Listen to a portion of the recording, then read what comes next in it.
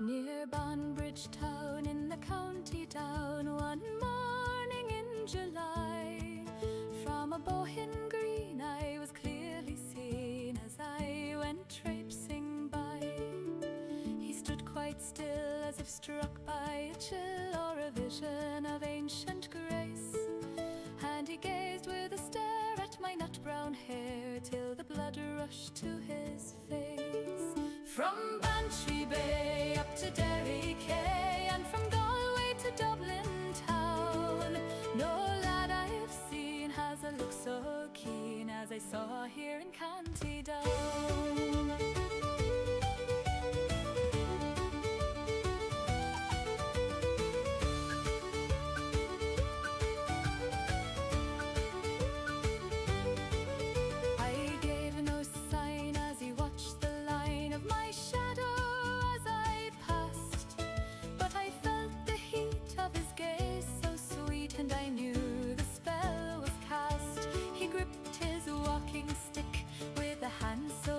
As he tripped o'er his feet, for a lad so bold he was knocked from his hold by a girl that he chanced to meet.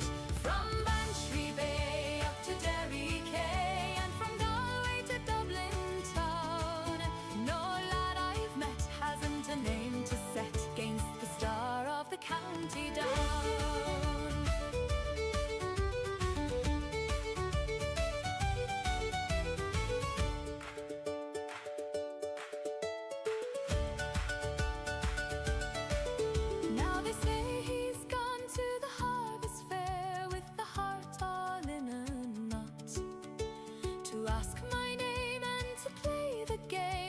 To find my humble cart, well, let him come and let him drum his fingers on the door. If he's half the wit as he's got the grit, I might like him a wee bit more. From Bantry Bay up to Derry Quay, and from Galway to Dublin town, ne'er a lad I've sought has a heart so caught by the star.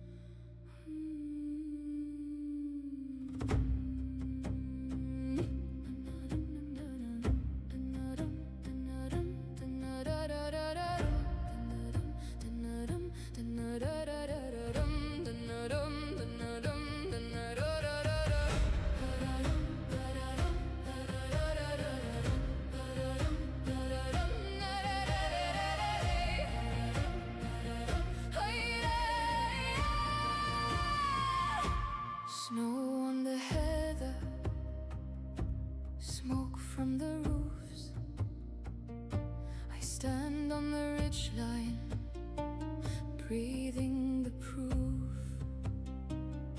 Sky like a pale bowl, frost in my hair, name on my tongue tip, thin in the air. I call across the pines, he's yellow, high and wild and wide.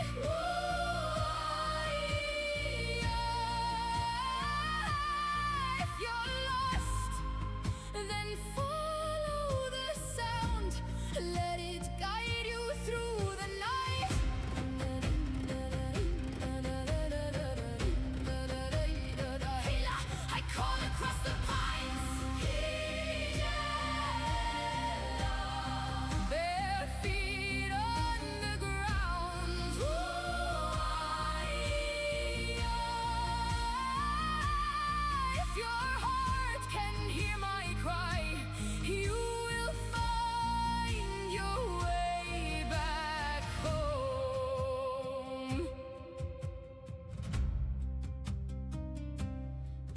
ice and the powder, turning and gone. Wind takes the branches, braids them in song. Far in the darkness, something replies, echo or answer, tears in my eyes. Ooh, where are you now? I won't fall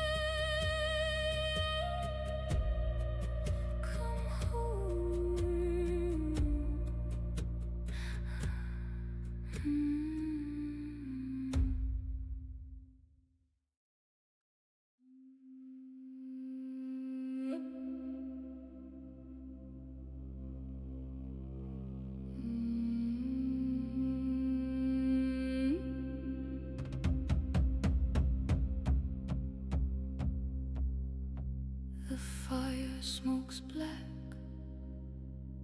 when she walks through the door,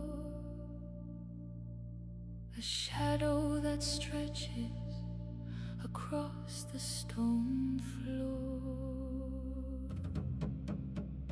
She carries the staff, she carries the sight, a piece of the morning in the heart of the night.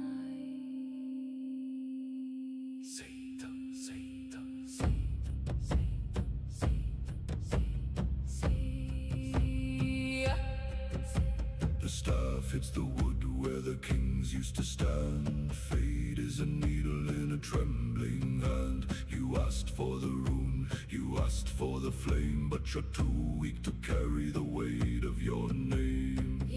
Allah, the thread is unweaving. Allah, the truth is bereaving. The vulva is spinning, the spirit and bone. The seeds of your ending have already been sown.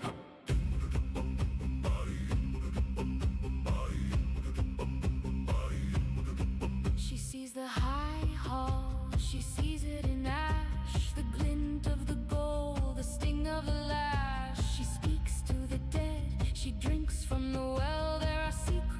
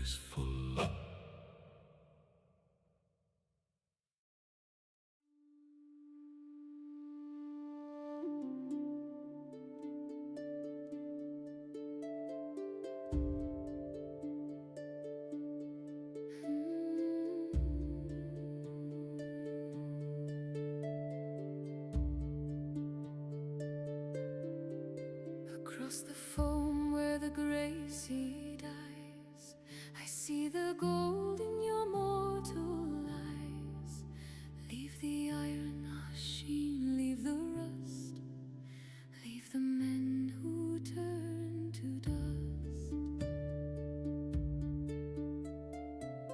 I see the light, I see the shore, but my heart is tied to the threshing floor. How can I ride where the shadows go, when the wind of home is all I know? Tirnanog is calling, beyond the mist where the sea is new. leave the world of the gray and the falling. Asheen, Haroon, I am calling you.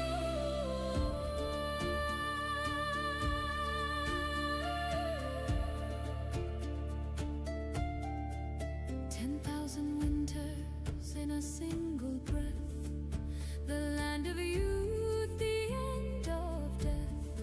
Time is a cage, time is a lie. Come to the land where we never die. I took the saddle, I left the clay, but the ghost of home wouldn't fade away. 300 years passed like a sigh, while I watched the golden birds fly by. Asheen, my love, stay on the horse. I must see the hills, I must find my source. If you touch the ground, the years will strike. The world is changed, it is nothing alike. I touch the ground and the ground turned gray. My brothers are bones, they have blown away. My skin is a shroud, my heart is lead. I wake among the ancient dead. The veil is thin, the light is long. We are the pulse, we are the song. You chose the shore, you left the tide. The mist has closed on the mortal side.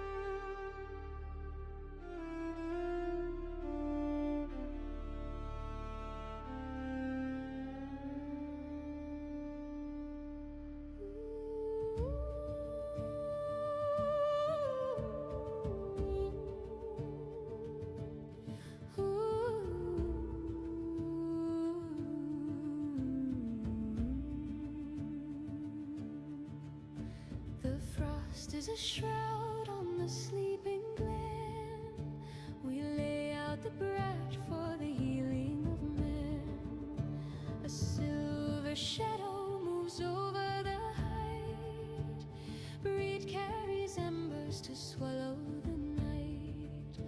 Her footsteps are soft as the falling of wool, while the moon o'er the she is heavy and full. Breathe life in the cold of the clay. Lead us from shadow and into the day, with the spark of the forge and the flow of the spring. Wake every winter-bound slumbering thing. The wheel is a-turning, the lights on the way.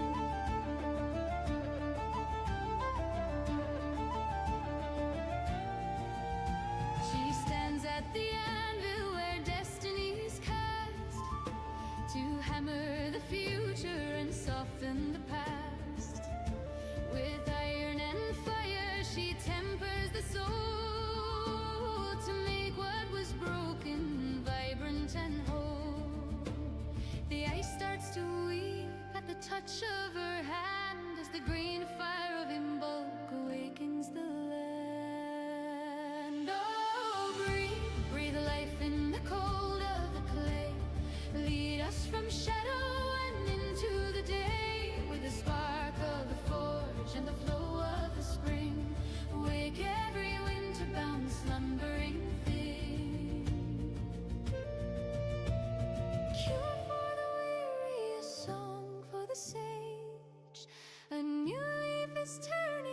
history's page. From the sacred well to the mountains rise, the smoke of the morning in breeds blue eyes.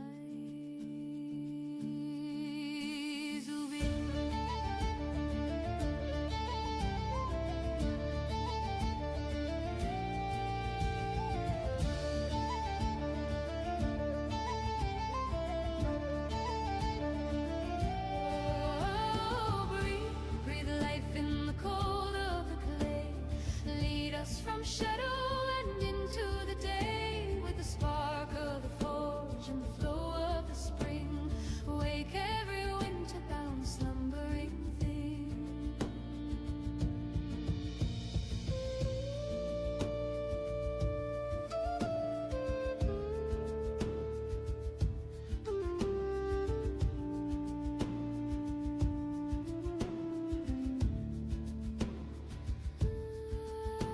The snowdrop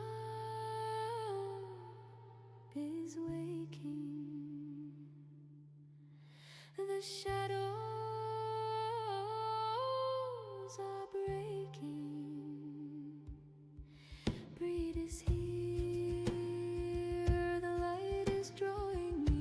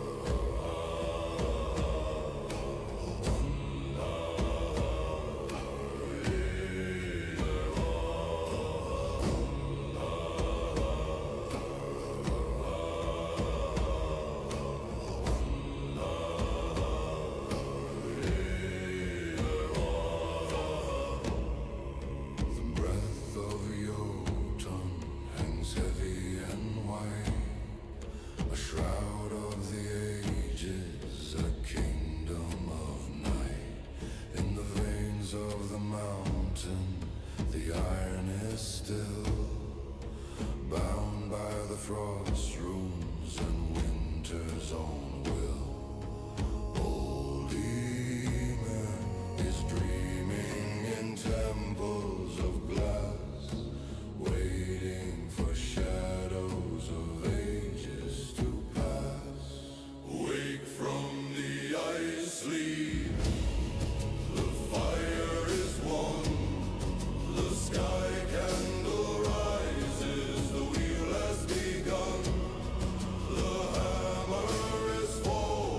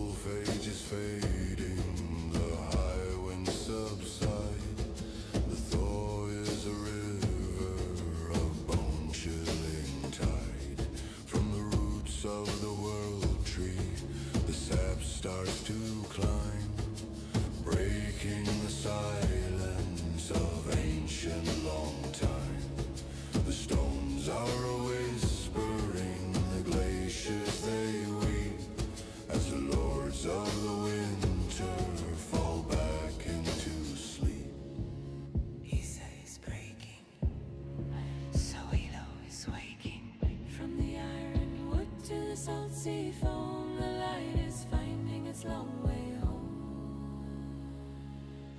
Wake from the ice sleep, the fire is won, the sky candle rises, the wheel has begun, the hammer is falling on shackles of coal, turning the silver to rivers of gold. Sleep, giant sleep, the earth is ours to keep.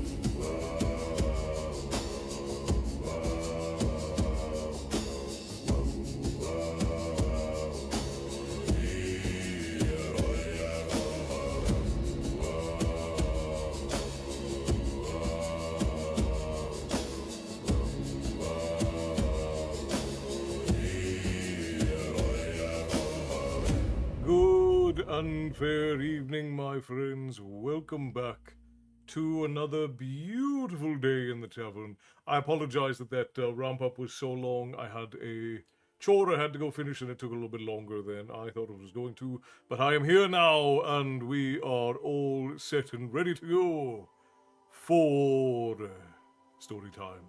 Let's see, Emeralds, Lady Jody, thank you kindly for 10 stream streak. Welcome in. So very good to see you. I hope I didn't miss anyone else, but let's go ahead and see. Good to see you all. Well, all of my many personalities, I presume. I started. Sorry. Next time I'll come in more slowly and ask if everybody's ready to go. But Matty, hello. My fair lady is in the chat as well. Hello, welcome in. Frost, Rain, Erin. I saw that Molly Sue was in. I saw Bobby was in. I saw Crystal was in. I saw Quirt. We have the Bear. I think I clocked everyone. If I missed you, welcome in. That was just over on Twitch. Nobody! Hello, good to see you. It's been a while. Welcome in. We also have John Torres. Hello. Welcome in, my friend. So very good to see you. My favorite time of week as well. I do apologize it took me so long to get in. We've got Clifford. Hello. Georgia. Hello. And Colin says hello from Canada. We've got quite a few Canuckers and hosers in the tavern. But hello. Welcome in. It's good to see you. Hello from Galveston. Hello, Clifford. Good to see you, my friend. Welcome in. Well, I guess since I was running so far behind, we'll run our ads real quick, and if anyone is a fan of thunderstorms, been pouring rain non-stop for the past 2 hours. I love thunderstorms. Thunderstorms were one of my favorite parts of my childhood. Growing up in Wicklow, just off of the coast, there is a particular time of year where it gets very thundery, very lightning, and the storms echo through the little valley that I grew up in, and I absolutely loved it. It has been a while, man. How's it been? It's been well. The tavern is bustling some nights. Bear, good evening. Good to see you. Perfect timing. I just finished watching my TV. Spectacular timing then. All right, we're going to run a quick 3 minutes of ads over on the Twitch portal. If you don't have Turbo or a subscription, then you're going to have to sit through them, but it'll give us an hour without them. So we will be right back, and as soon as we start, we will be joining in to the world of Allegasia with Christopher Polini's Eragon. And we're almost halfway through. We're a good ways through. Teresa, hello. Anyone want to come over and watch the lightning with me? I wish it were storming here. Oh, we missed having you, nobody. I'm glad that you're in.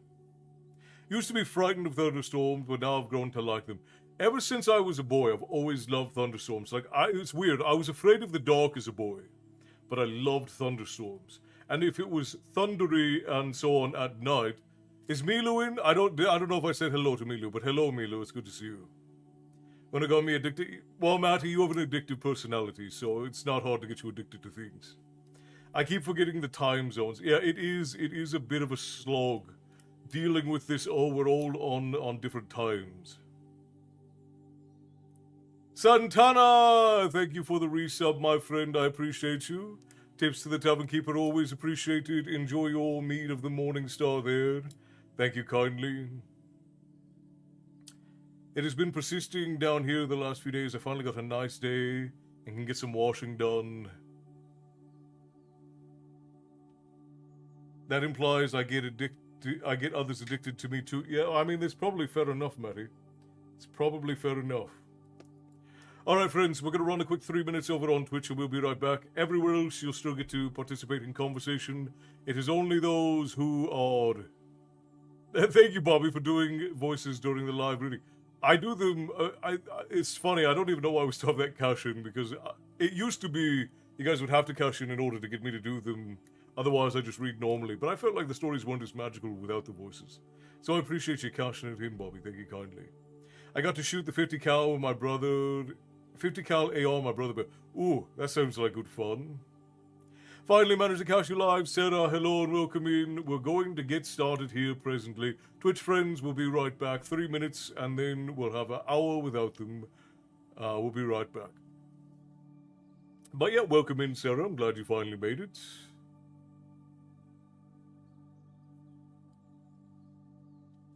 As I said, we are in Eragon tonight. Now, if you've never read the book, we haven't had terribly too much happen. I will give a bit of a recap since it's been a week.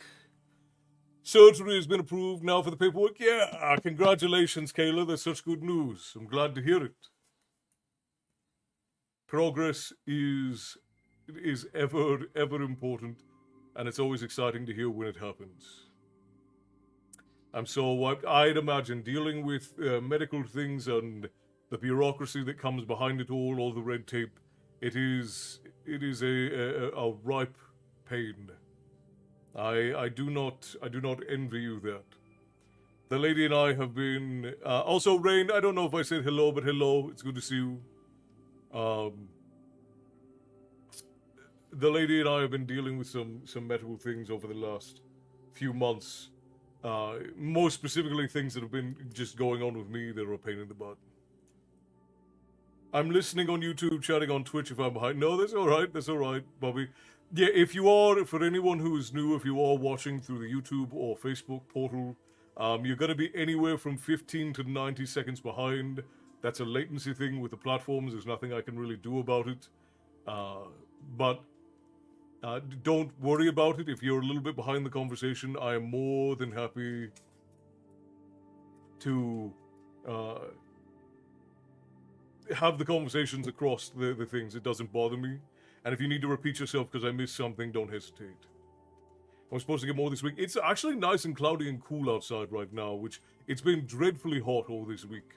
And I very much prefer it to be nice and cool. Hello to everyone. Kayla Wolf over on the TikTok portal says hello to everyone. Tyson, hello. I'm here with my tavern uniform on. Hell yes, Tyson. Glad to hear it.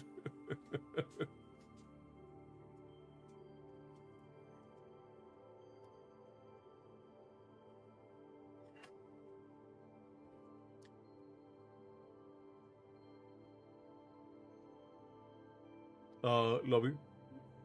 I did bring muffins if you... I did. I didn't get a chance to make you food, but if you would like a muffin, there are muffins. Oh, that's kind of cute. Yeah. It's a little wispy, but Well, if it's just supposed to be it's supposed to go with that dress. the one that's on the door, Yeah. yeah. In case you need to cover my shoulders. For modesty's sake. Yes, for modesty's sake. Yes. I like to show all that skin. Yeah, I mean it's a pretty stark contrast, but it could work. Well, I'm gonna wear black shoes. Yeah, that'll be fine then. And it fits. It's not too baggy. It doesn't go down too far. Yeah, so I Sure. considered getting Like the blue or the purple? I think the black's a fine contrast. Yeah. It might be a little bit stark, but I think it'll be fine.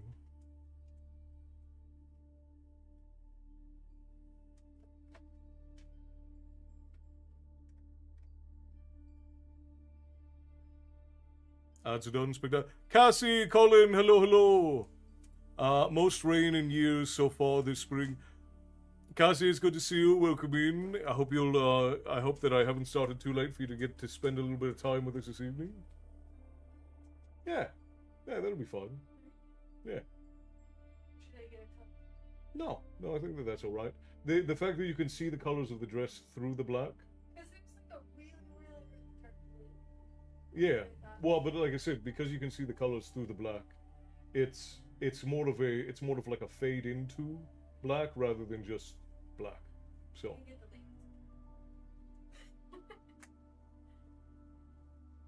I don't know if they can see it unless you hold it. Yeah, they did.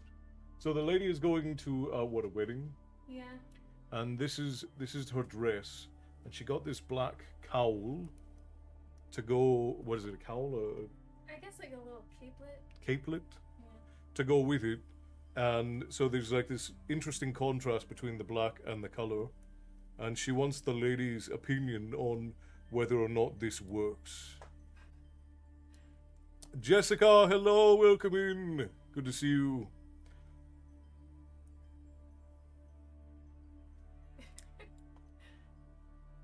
It is an hour earlier than usual. This is around the time I'm supposed to be on, and I usually get caught up in work.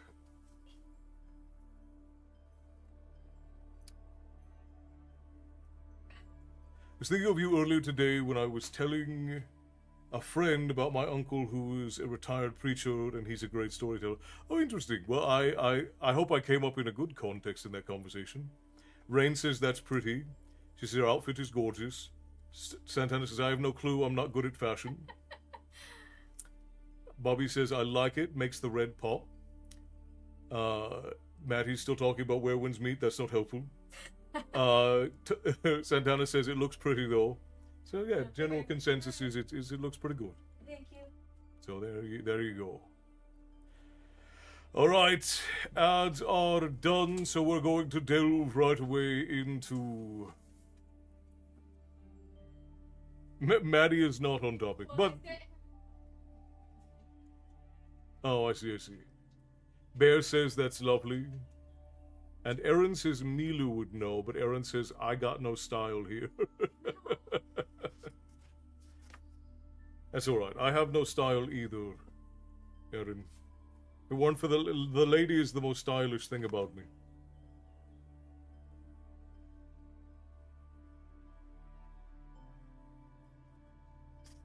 Rain says you're welcome. We're always here for fashion advice. Bear says you might just show up the bride. Well, it's hard. It is hard to find one as infinitely lovely as the lady. 1, 2, 3, 4, 5, 6, 7, 8, 9, 10, 11, 12, 13, 14, 15, 16, 17, 18, 19, 20, 21, 22, 23, 24, 25, 26.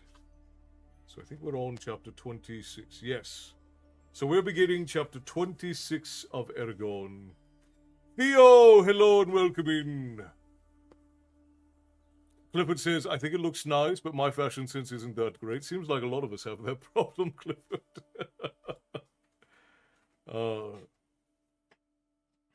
We were talking about family at the time, as her brother and sister have been visiting in the last few weeks, with the unfortunate passing of their dad here Thursday of last week. Was that one that we raised glasses for, Cassie? Because I don't want to skip over raising a glass for one of your family members if that's the case.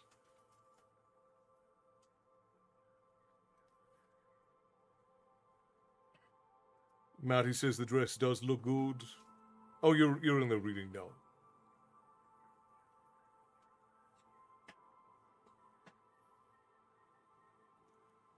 Everyone knows that Matty is the crazy cousin of the Black Dragon Tavern. I get that's a fair assessment.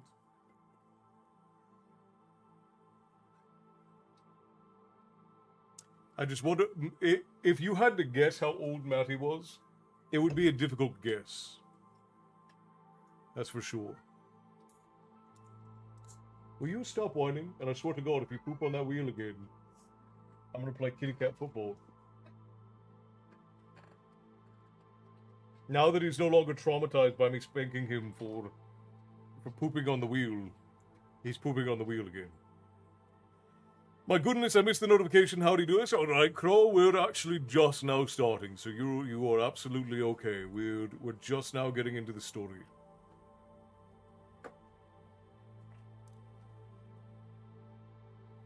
Not my family, it was hers, but unfortunately he was a nice person. It's one of those things that is very hard to,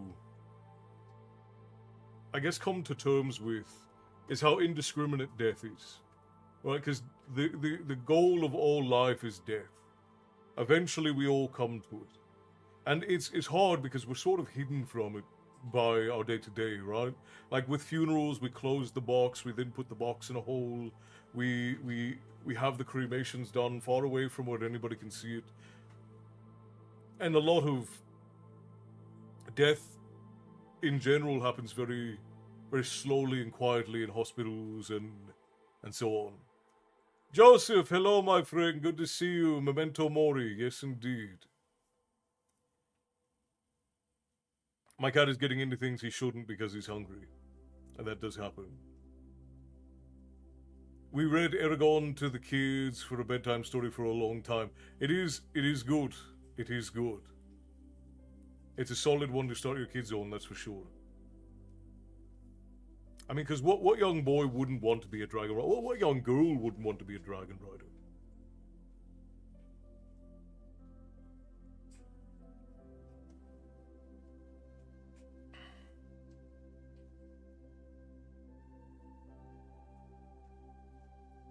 I'm writing a short little whimsical story and I'm having too much fun with my wacky prose.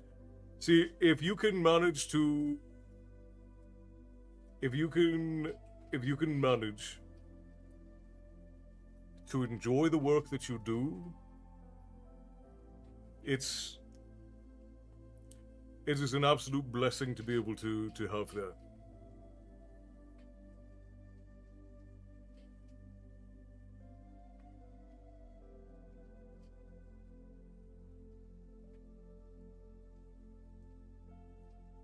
I got stung by a wasp on my right ring finger and now I have a fat finger.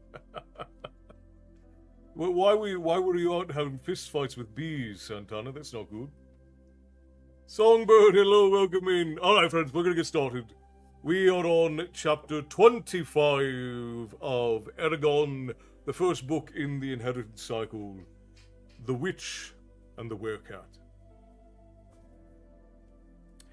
It was late in the morning when Eragon woke. He dressed, washed his face in the basin, and held the mirror up and brushed his hair into place. Something about his reflection made him stop and look closer. His face had changed since he had run out of Carvahall just a short while ago. Any baby fat was gone now, stripped away by traveling, sparring, and training. His cheekbones were more prominent, and the line of his jaw was sharper. There was a slight cast to his eyes that, when he looked closely, gave his face a wild, alien appearance. He held the mirror at arm's length, and his face resumed its normal semblance. But it still did not seem quite his own. A little disturbed, he slung his bow and quiver across his back, then left the room. Before he had reached the end of the hall, the butler caught up with him and said, "Sir, Neil left with my master for the castle earlier. He said that you could do whatever you want today, because he will not return until this evening." Eragon thanked him for the message, then eagerly began to explore Teum. For hours he wandered the streets, entering every shop that struck his fancy and chatting with various people. Eventually he was forced back to Jayard's by his empty stomach and lack of money. When he reached the street where the merchant lived, he stopped at the herbalist shop next door. It was an unusual place for a store. The other shops were down by the city wall, not crammed between expensive houses. He tried to look into the windows, but they were covered with a thick layer of crawling plants that on the interior. Curious, he went in. At first he saw nothing because the store was so dark, but then his eyes adjusted to the faint greenish light that filtered through the windows. A colourful bird with wide tail feathers and a sharp, powerful-looking beak looked at Eragon inquisitively from a cage near the window. The walls were covered with plants. Vines clung to the ceiling, obscuring all but an old chandelier, and on the floor was a large pot with a yellow flower. A collection of mortars, pestles, metal bowls, and clear crystal balls the size of Eragon's head rested on a long counter. He walked to the counter, carefully stepping around complex machines, crates of rocks, piles of scrolls, and other objects he did not recognize. The wall behind the counter was covered with drawers of every size. Some of them were no larger than his smallest finger, while others were big enough for a barrel. There was a foot-wide gap in the shelves far above. A pair of red eyes suddenly flashed from the dark space, and a large, fierce cat leapt onto the counter. It had a lean body with powerful shoulders and oversized paws. A shaggy mane surrounded its angular face. Its ears were tipped with black tufts. White fangs curved down over its jaw. Altogether, it did not look like any cat Eragon had ever seen. It inspected him with shrewd eyes and flicked its tail dismissively. On a whim, Eragon reached out with his mind and touched the cat's consciousness. Gently, he prodded it with his thoughts, trying to make it understand that he was a friend.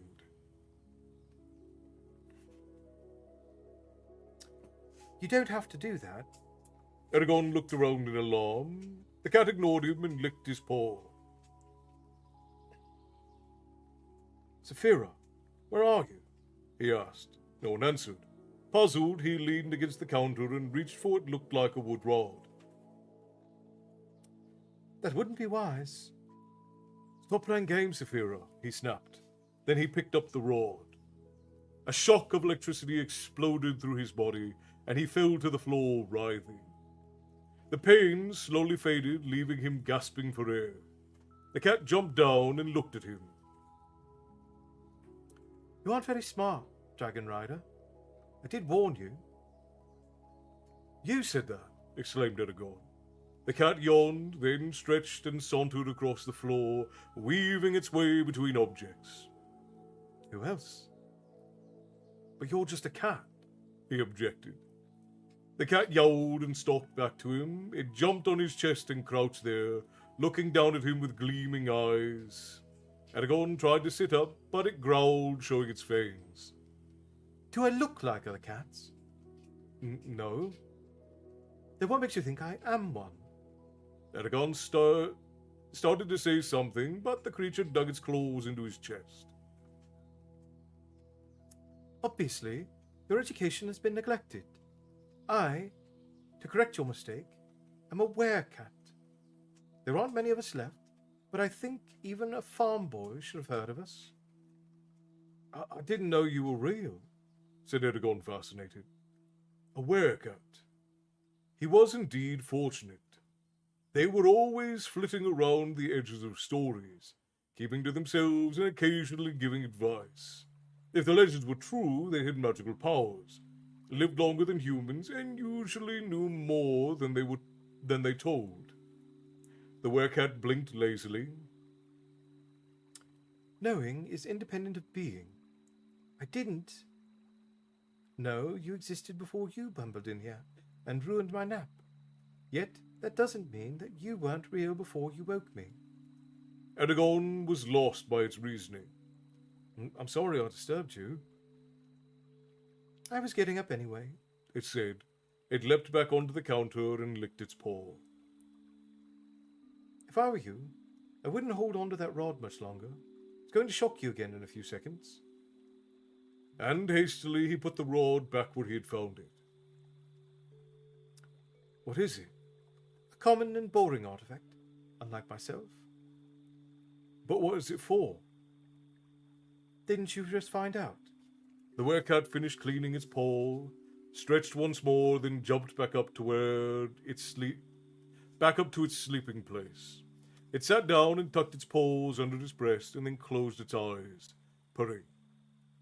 Wait, Said Eragon. what's your name? One of the werecat's slanted eyes cracked open. I go by many names. If you're looking for my proper one, you'll have to seek elsewhere. The eye closed, and Eragon gave up and turned to leave. However, you may call me Solumbum. Thank you, said Eragon seriously. Solumbum's purrs grew louder. The shop door swung open, letting a beam of sunlight in. Angela entered with a cloth bag full of plants. Her eyes flickered at Solumbum, and she looked startled.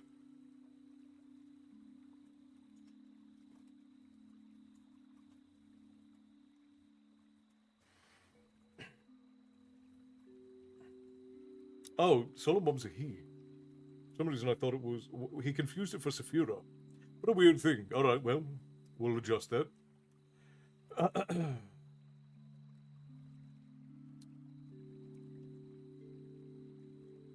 He says you talk to him.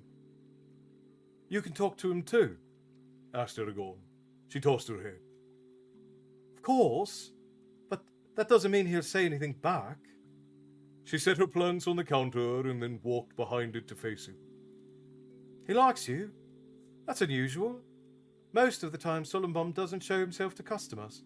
In fact, he says that you show some promise, given a few years' work. Thanks. It's a compliment coming from him. You're only the third person to come in here who's been able to speak to him. The first was a woman many years ago. Second was a blind beggar. And now you. I don't run a store just so I can prattle on, though. Is there anything you want? Or did you only come in to look? Just to look, said Eragon, still thinking about the werecat. Besides, I don't really need any herbs. That's not all I do, Said Angela with a grin. The rich fool lords pay me for love potions and the like. I never claimed that they work, but for some reason they keep coming back. But I don't think you need any of those chicaneries. Would you like your fortune told? I do that too, for all the rich old ladies. Eragon laughed. No, I'm afraid my fortune is pretty much unreadable, and I don't have any money. Angela looked at Solumbum curiously. I think, She gestured at the crystal ball resting on the counter. that's only for show. Hang on. Anyway, doesn't do anything. But I do have... Wait here. I'll be right back. She hurried to the back room of the shop. She came back breathless, holding a leather pouch, which she set on the counter. Haven't used these for so long, I almost forgot where they were. Now sit here across from me, and I'll show you why I went to all this trouble. Eragon found a stool and sat. Solumbum's eyes glowed from the gap in the drawers. Angela laid a thick cloth on the counter, then poured a handful of smooth bones, each slightly longer than a finger, onto it. Runes and symbols were inscribed along their sides. These, She said, touching them gently. are the knuckle bones of a dragon. Don't ask where I got them. It's a secret I won't reveal. Unlike tea leaves, crystal balls, or even divining cards, these have true power. They do not lie, though understanding what they say is complicated. If you wish, I will cast them and read for you. But understand that no one's fate can be a terrible... But to no one's fate can be a terrible thing. You must be sure of your decision. Eragon looked at the bones with a feeling of dread. Their lies, what once was one of Saphira's kin, to no one's fate. How can I make these decisions when I don't know what lies in wait for me, and whether I will like it? Ignorance is indeed bliss. Why do you offer this? He asked. Because of Solumbum. He may have been rude, but the fact that he spoke to you makes you special. He is a werecat, after all. I offered to do this for the other people who talked with him. Only the woman agreed to it. Selina was her name. She regretted it too. Her fortune was bleak and painful. I don't think she believed it. Not at first. Emotion overcame Eragon, bringing tears to his eyes. Selina, He whispered to himself. His mother's name. could it have been her? Was her destiny so horrible that she had to abandon me? Do you remember anything about her fortune? He asked, feeling sick. Angela shook her head and sighed. It was so long ago that the details have melted into the rest of my memories, which isn't as good as it used to be. Besides, I'll not tell you what I do remember, and that was for her and her alone. It was sad, though. I've never forgotten the look on her face. Eragon closed his eyes and struggled to remain in control of his emotions.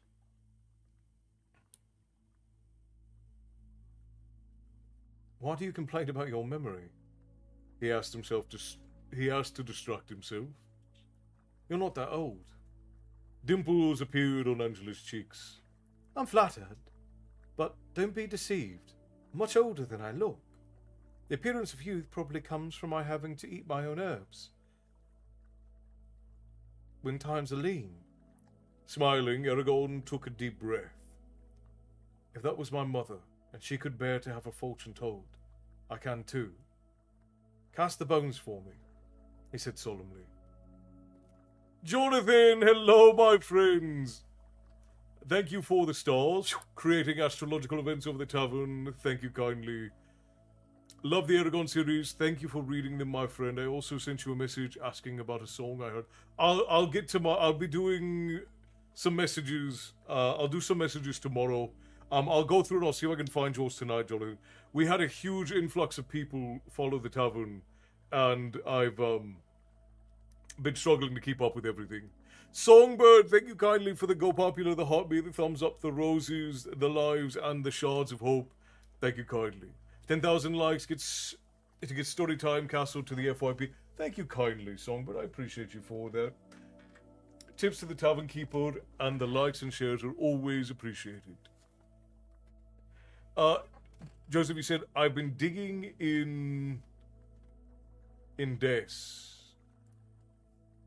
I'm not sure what you mean, Joseph. Anniversary is on Thursday, going out to an expensive dinner, so that will make up for this old house incident. Reminds me of the Humble Bums, which was the band that the great Sir Billy Connolly was in before he got into comedy. Oh, interesting. Jody, hello, good to see you. The lady and I don't ever celebrate an anniversary because we don't actually remember when our anniversary is. It kind of just happened. Yeah.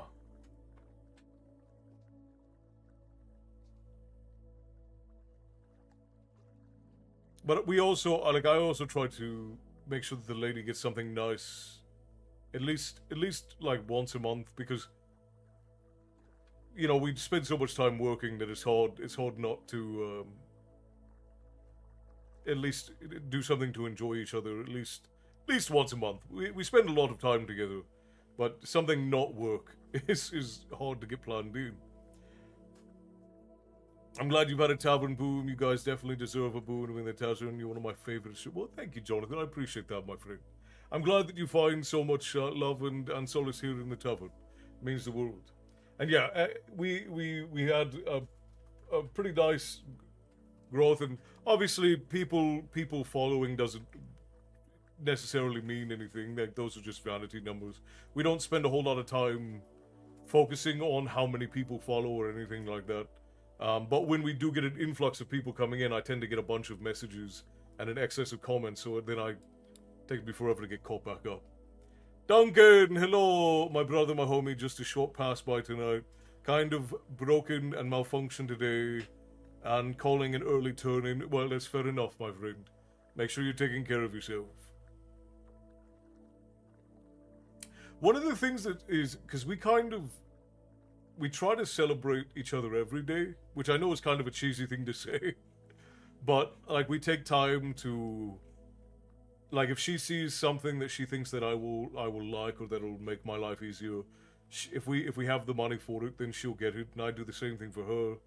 And you know, every once in a while, she'll get me a snack, or I'll get her a snack, and then you know, once a month we try to go and have like a family dinner somewhere, where we eat something that is not home cooked.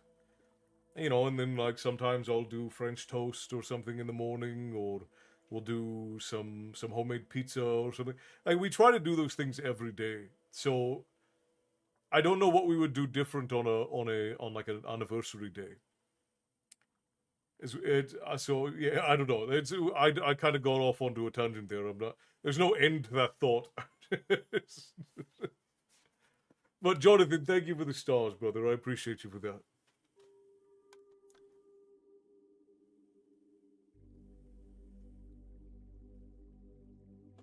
I suppose at some point we're gonna have to have an actual anniversary date. Like, suppose it'll either be the day that we get formally engaged, or it'll be the day that we get married. But we still don't even know what we're gonna do for that. We might not even actually have a full ceremony when we get married. We haven't really decided yet. If we do, it'll probably just be a she and I thing. I don't know. We haven't really had time to think about or talk about it.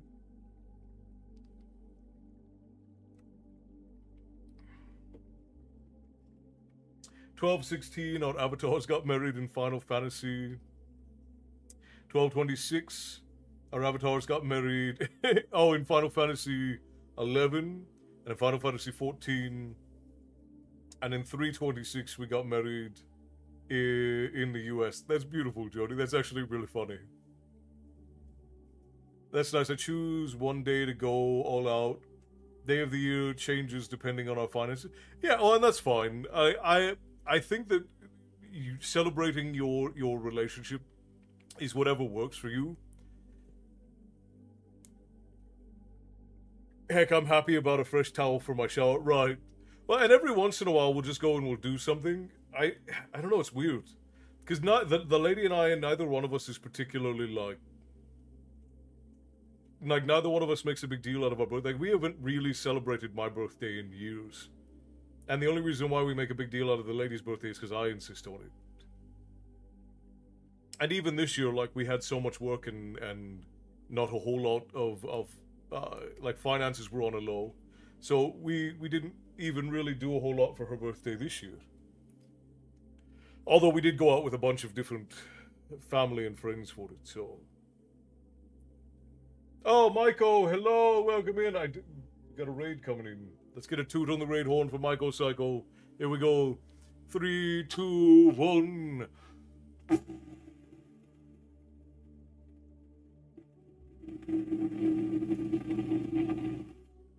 That was terrible. What happened? Hang on.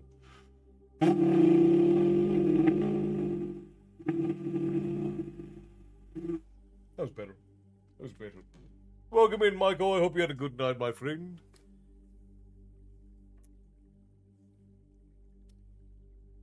Long is us in the tavern, no afterwards, so we can toast to your health. That was the one thing we were talking about, is like we would, because we're going through traditional marriage as we do it in my family, which is a long process, and we have to have approval. Primus Vortex, hello, welcome in. So very glad you could join us. Grab a seat, settle in. I'm off on a bit of a tangent right now, but we're going to be back to stories here in just a second.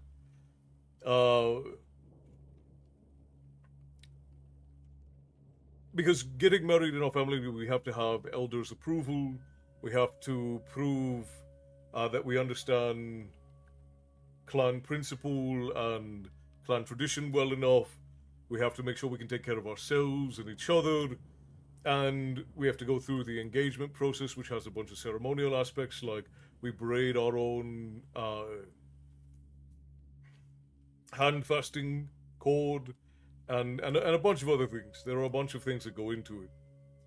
Uh, but when we were talking about it, we didn't even know how much of that we were going to share with everybody, because you guys are all very much a part of our lives, but we're also like we don't have any family that we're particularly close to. So we were talking about this the other day. We don't know exactly what we're going to do when we finally get married. George, hello, hello, welcome in. Handfasting is beautiful, Rain, and in our family we have a tradition where the bride and the groom will spend the time leading up to when they will be allowed to be married. So during the engagement, together braiding a cord that will eventually become the cord that is used for the handfasting.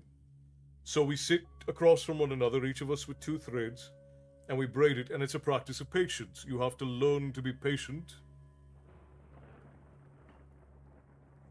You have your Viking raspberry shirt on. Excellent, Bear. Perfect for the moment. If anybody wants a Viking raspberry, I'm sure what Bear was setting me up for. If anybody wants a Viking raspberry shirt, you can get them over in the tavern shop. And it takes a long time to braid it. Like, you could do it very quickly by yourself, but we have to braid it together. That's beautiful. I think so, Lenny. I think so. And there are a bunch of other things that we have to do before we will get the approval of our elders to go and be married. But we're not sure how much of that we're going to do publicly, or even how much of the rest of our families are going to be involved in it, because not everybody in my family, because like my siblings don't follow clan tradition, and neither do any of my American family, and of course the lady's family doesn't either. So we're kind of in this Zug's way of, is anybody gonna care? So that would be a practice in coordination, and if you're not careful, you can undo what the other has done. And that's part of the point. It is a test of the patience that is required to cooperate during marriage.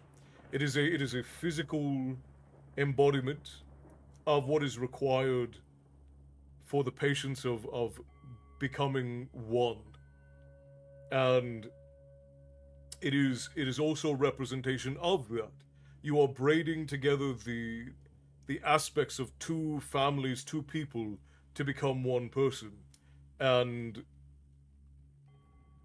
it's something our family has done for a very, very long time. And we cannot be married until we have met the approval of, because technically we're not even engaged yet, because we have to go through the engagement process too.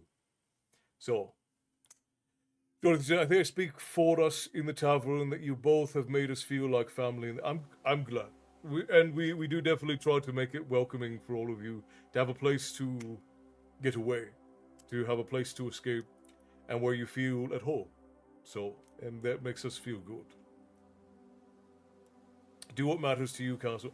Well, and that's why we were talking about it, because like obviously tradition is very important to us, and the tavern is very important to us. And we're not influencers. Like, as much as this is kind of our job to do these things online, like, we really live in the tavern. We really live and breathe stories. The tradition of these things, this is our life. It's not some gag, it's not something we do on the weekends. This is our life. And so we're never really sure how much of our life we should or want to share, or how much people would even care to see. And it is a strange dichotomy, because we're not like a lot of people who do this, where we started doing it specifically so that we could do it for social media. This is just our life, and it's slowly been incorporated into the social media because of you guys and you wanting to know more about what we do and who we are. Susan, thank you for the heart me and the go populars. Thank you kindly. Tips of the Tavern Keeper, always appreciated. And Billy Badass, thank you for the roses. I appreciate you for that. That's why you need me, Castle. You couldn't promote your own gear under threat. That's true. That's true, Bear.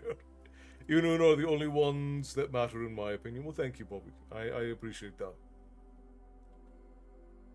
The hand fasting is a beautiful ceremony, and perhaps when your family see it, they will join in the tradition. It's possible. It's possible. See, because I grew up with my grandfather over in.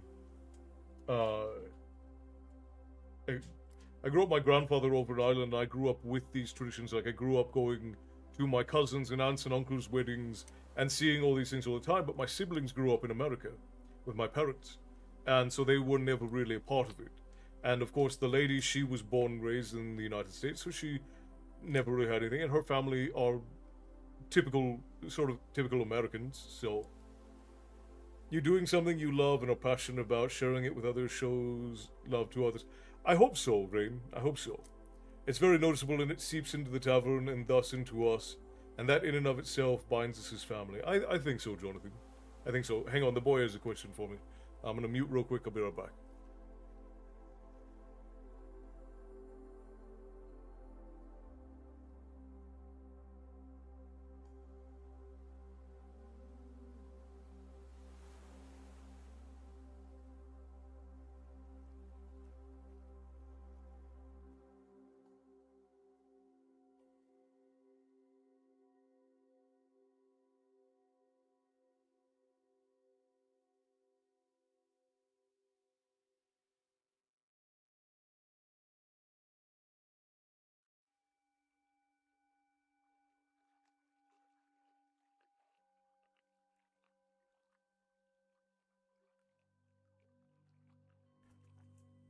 Alright.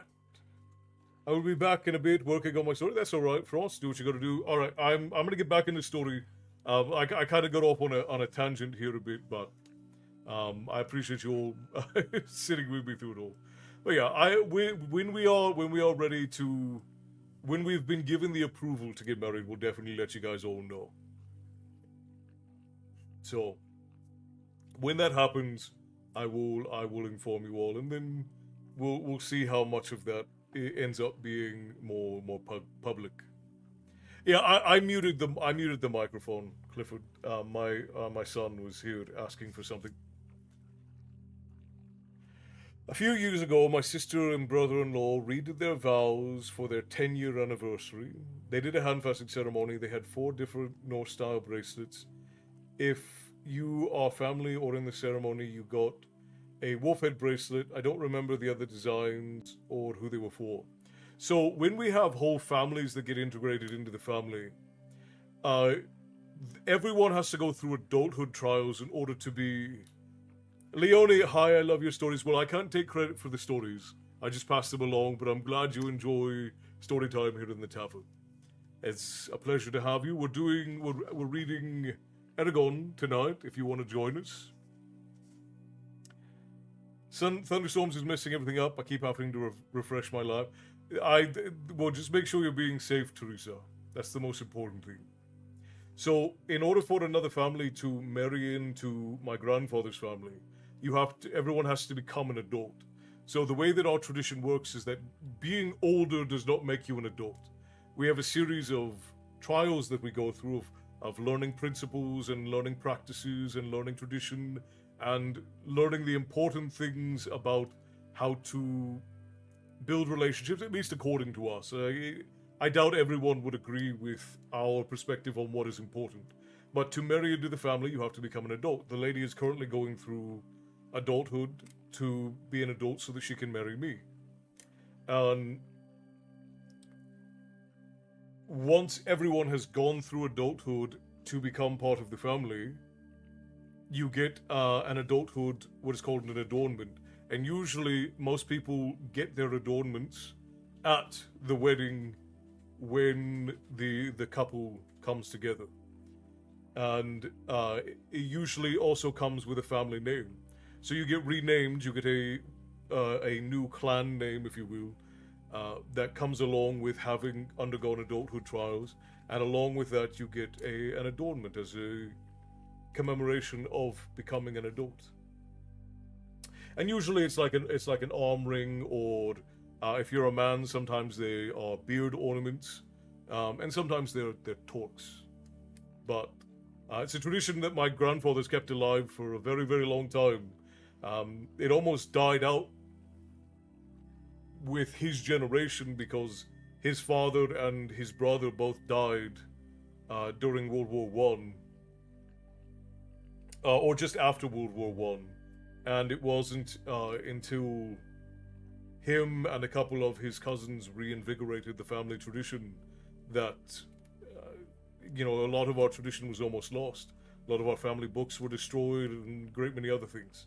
So, a lot of us have a lot of gratitude for my grandfather, even though I don't have a particularly good relationship with him, for all that he did to keep our family traditions alive.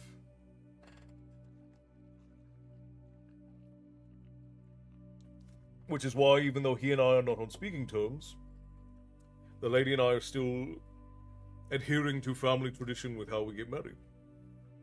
Because she wants to pass those things on to our children and whatnot, and I very much want to keep those things alive in myself and in mine and her family. Hello, sir. Just stumbled upon your content, and from what I've seen, I'm loving it. Thank you. Well, thank you, Isaac. It is my absolute pleasure to provide you with stories and to give you as many of them as I possibly can. Lauren says, where are you from? So I grew up in Ireland, but I currently live in the United States. And I've lived out in the United States for about 20 years now. Maybe a little bit more than 20 years. But originally, I am from Southern Ireland. I grew up primarily between County Cork, County Wicklow, and County Limerick. I don't give specifics anymore because we had people try to go and find my family. And we're not going to have that problem again. But he's a tradition keeper. Very much so. And it's our family has a very long tradition of keeping stories going back hundreds of years. But my grandfather was very much responsible for a lot of our family artifacts, a lot of very old books, and a lot of our family traditions not dying out in the 1940s. Because we were down to only a couple dozen of our family who were still keeping tradition when there used to be hundreds of us. And now, because of my grandfather and my grandmother and my grandmother had 13 boys and 3 girls, so 16, 17 children, something like that, between the two of them. And just from my grandmother, there are over 300 people who exist who now carry family tradition. My grandfather and my grandmother are absolute legends. I had an argument with my mom over me applying to change my legal last name. I never had to explain that I don't identify with the name to someone. It's something that's going to be emotional regardless, because there's a lot tied up in a name, Matty. That's a term I was trying to remember. They're called arm rings, and it's not a complete circle, just as a break in it. Right. Arm rings. People are freaking weird. Yes, they are, Lauren. Yes, they are. And that's the risk you take when you do what we do. And like I said, we're not influencers. We're just storytellers who put our things on. Like, we don't play any of the games. Like, we don't do any of the Mr. Beast editing or anything like that. We just tell stories and we pass them on. That's really it. We don't do any of the internet things really. But when you put things out like that, it happens. And there's been twice when we've had people try to come to our... Well, no more than that. Probably about 5 times at this point where people tried to come to our house. People tried to find my family. People tried to hack things and all of that. But it's the risk you take when you're sharing something. And not everyone's going to like you. That's just how it goes. You're going to have points in time where you're going to have people who don't like you for one reason or another. And it just is what it is. That's really cool. Well, I'm glad, Lauren. Well, welcome in. I'm sure you've seen. I don't know if you've seen any of the other things that we do, but we put out all sorts of stories here in the tavern. I am Castle. This is my tavern, and here we talk about myth and lore and tales of yore. Every now and again, we read you all a bedtime story, which is what we're doing tonight. I'm reading you all Eragon, or I was until I got off on a tangent. Correct, Tyson. That's why it is always o'clock in the tavern. Because nobody's going to show up and hurt my family, that's for sure. That's horrible, I'm sorry. People are so inconsiderate and selfish. Even celebrities have some sort of protection. Yes. And I'm not particularly worried about anybody showing up here, because if, as Tyson said, I've spent much of my life as a bad man, and I'm not afraid to do bad man things to protect my family. We'll say that. And that's as in detail as I'll go with it. But yeah, we've had friends who have tried to send people to hurt us. We've had strangers who've tried to send people to hurt us. It's an odd thing. All over mostly just things on social media, which is strange. My family has several tales associated with them. My dad went, "You do you."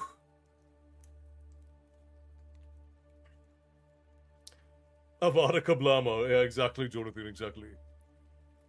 Good night. The dog says bedtime now, and it's only 2 minutes away, so she's not far off. All right, Cassie, rest well, and we'll hope to see you again on Thursday. I should be on a bit earlier on Thursday because we're finally mostly caught up on work. I had a little bit of a problem, but as am I, Tyson. That's why I live in the US and I don't live in Ireland anymore. I never went home because I like the freedoms that I have here. My great-great-grandfather could put down a boar hog with a single shot. Absolutely. Regularly if I can, Bobby.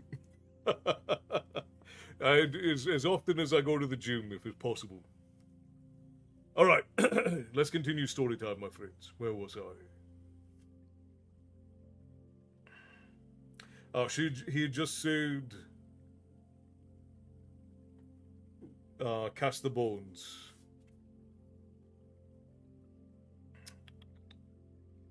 Cast the bones for me, he said solemnly.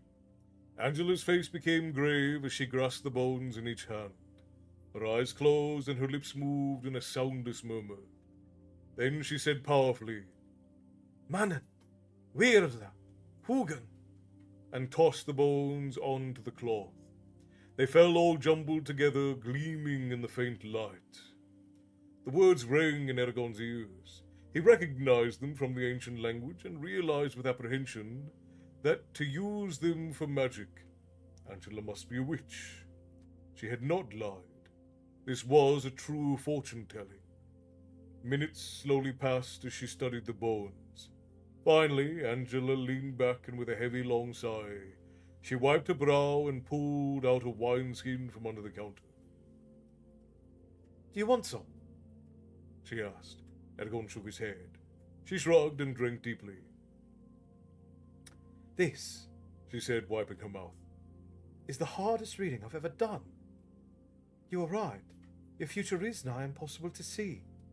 I've never known anyone whose fate being so tangled and clouded. I was, however, able to wrestle a few answers from it." Solumbum jumped down onto the counter and settled there, watching them both. Eragon clenched his hands as Angela pointed to one of the bones. "I will start here," she said slowly, "because this is the clearest to understand." The symbol on the bone was a long horizontal line with a circle resting on it. "Infinity or long life," said Angela quietly. "This is the first time I've ever seen it come up in someone's future. Most of the time, it's the aspen or the arum. Both signs that people will live normal span of years.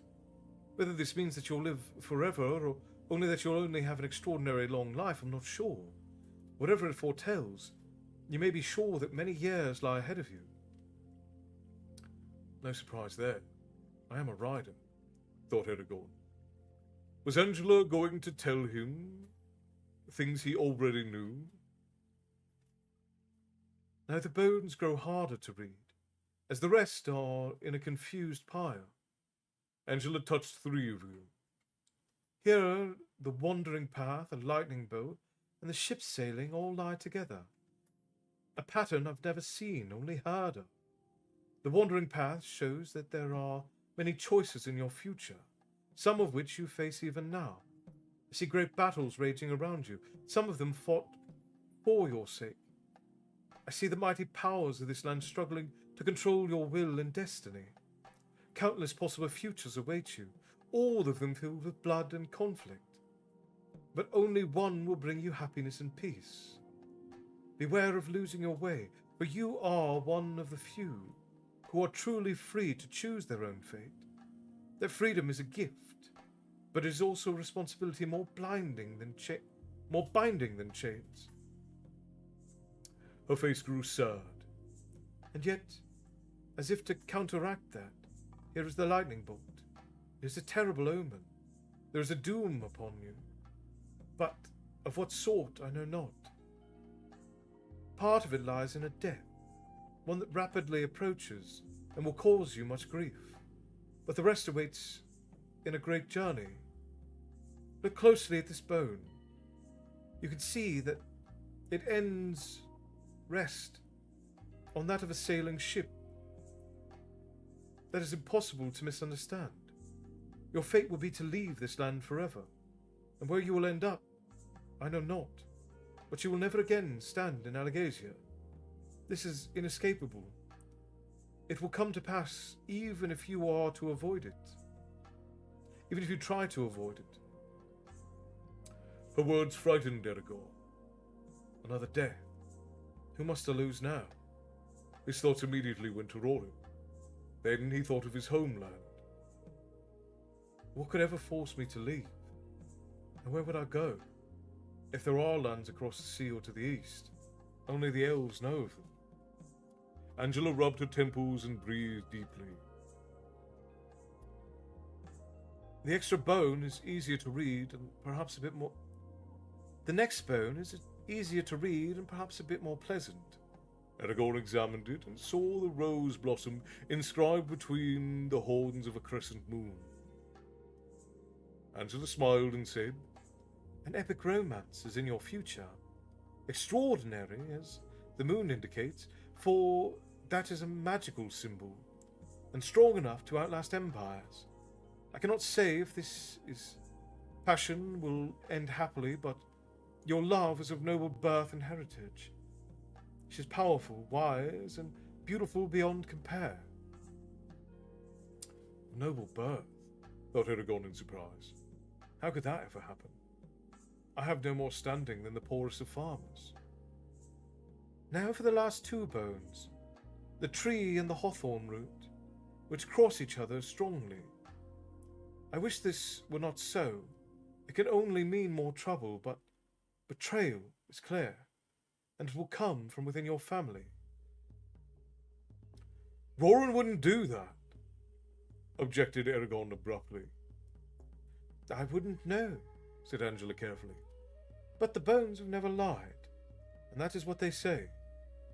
Doubt wormed into Eragon's mind, but he tried to ignore it.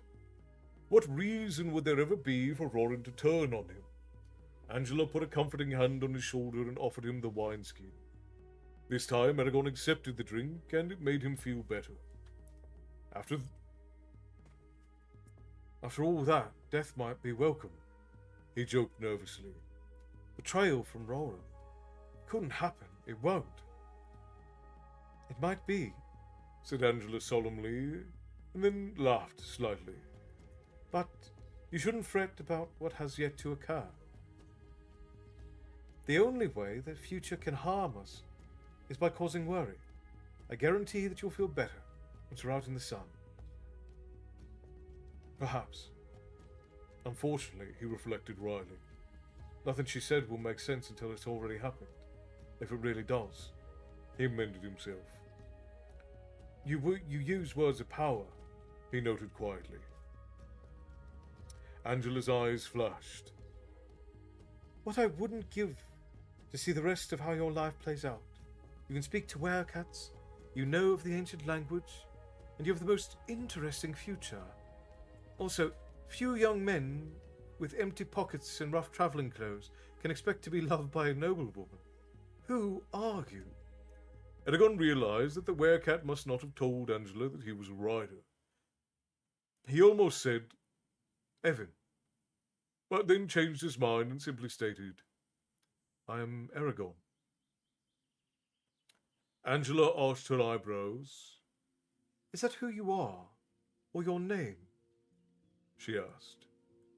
Both, said Eragon with a small smile, thinking of his namesake, the first rider. Now I'm all the more interested in seeing how your life will unfold.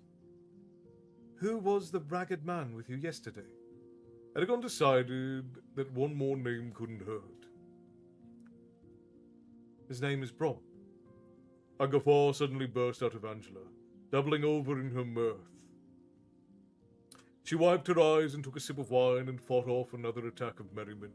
Finally, gasping for breath, she forced out a, Oh, that one! I had no idea. What is it? Demanded Eragon. No, don't be upset, Said Angela, hiding a smile. It's only that, well, he is known by those in my profession. I'm afraid that the poor man's doom, or future, if you will, is something of a joke to us. Don't insult him. He's a better man than any you could find, snapped Eragon. Peace, chided Angela with amusement. I know that. If we meet again at the right time, I'll be sure to tell you about it. But in the meantime, you should... She stopped speaking as Solumbum padded between them. The werecat stared at Eragon with unblinking eyes. Yes? Said Eragon, irritated. Listen close, and I will tell you two things. When the time comes and you need a weapon, look under the roots of the Manoa tree. Then, when all seems lost and your power is insufficient, go to the rock of Kuthian and speak your name to open the vault of souls. Before Eragon could ask what Solumbum meant, the werecat walked away, waving his tail ever so gracefully. Angela tilted her head, coils of dense hair shadowing her forehead. Oh, we are getting ready for... Hang on, let me see. How many more pages do we have? We've only got 2 more pages. All right, I'm going to snooze the ads over on Twitch, and then we'll run them after this chapter is over.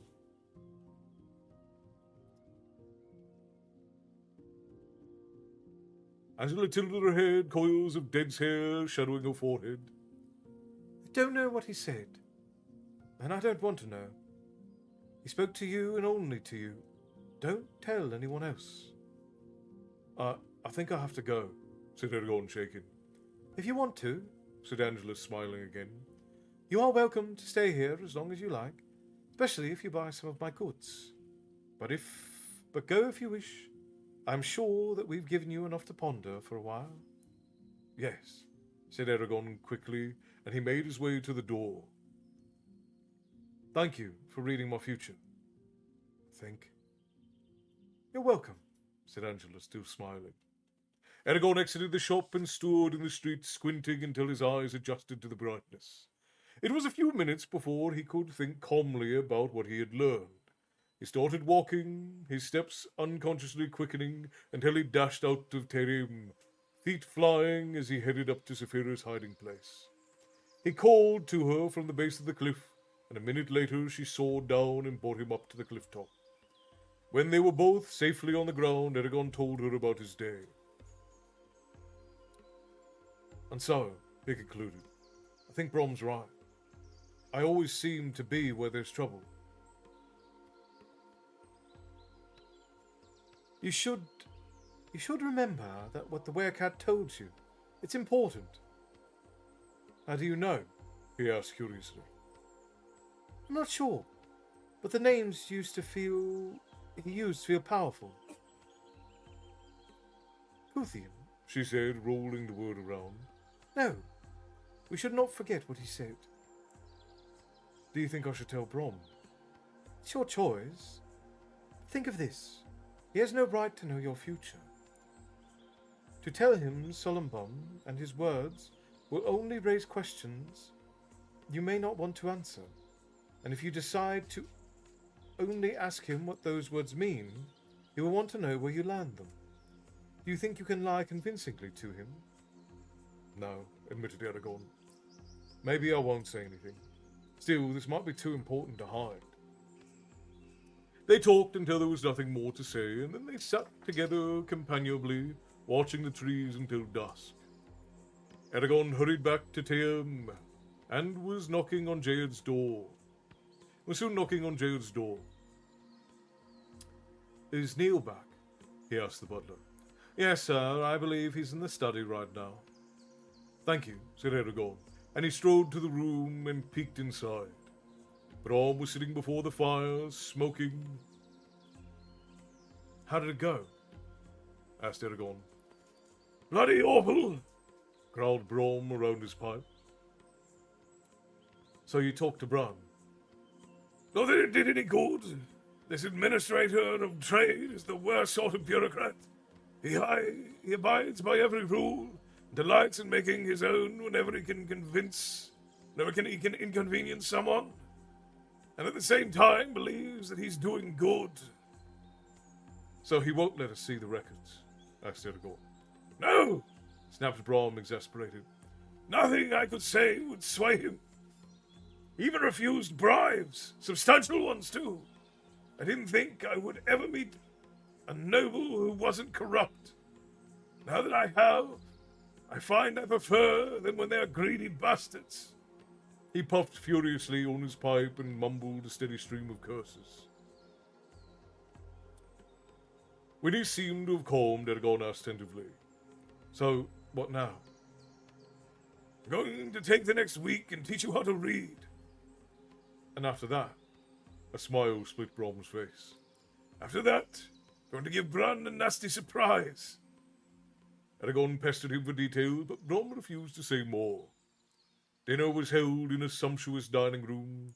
Geode sat at one end of the table, a hard-eyed Helen at the other.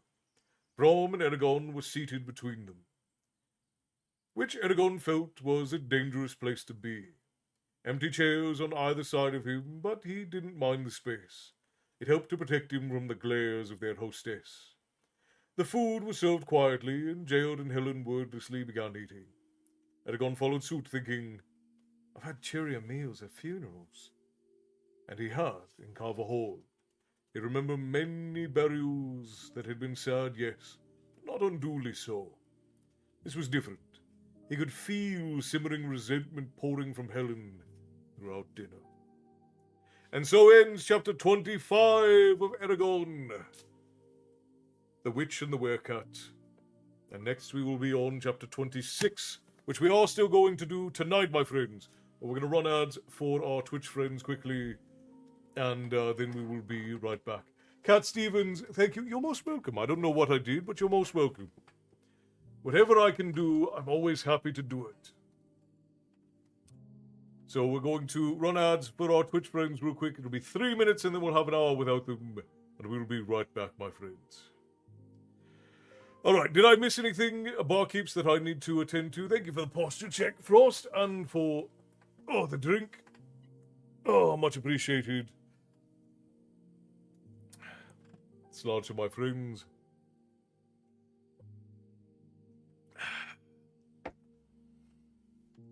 Not from the Twitch end. Okay, good. Jody bought a round for the tavern, so we raise a glass for the whole tavern from Jody. Sláinte to my friends.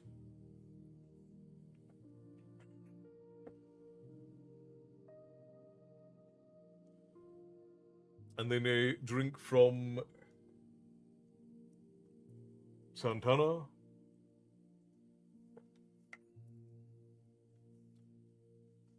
And a drink from the Frostbeard. Thank you, my friends.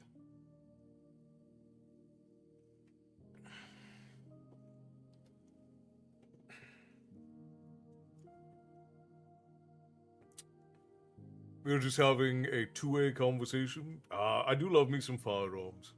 My favorite thing about America. Well, one of my favorite things. The food culture in America is spectacular.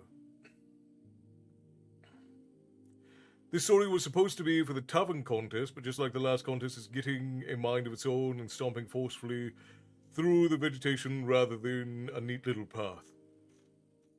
That will happen, Crow, that will happen. Give me just a second, friends. I'm going to pop up here and fill my glass, and I will be right back.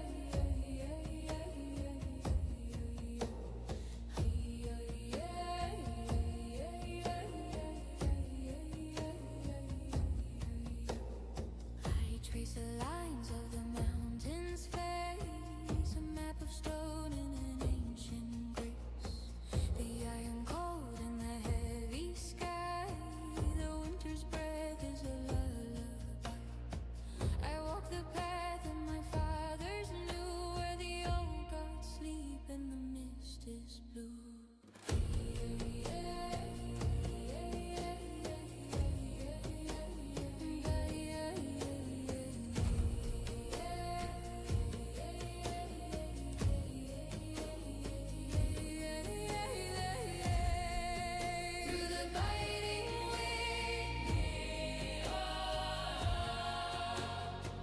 The story ends where the path begins. We are blood, we are the blood, we are the bone.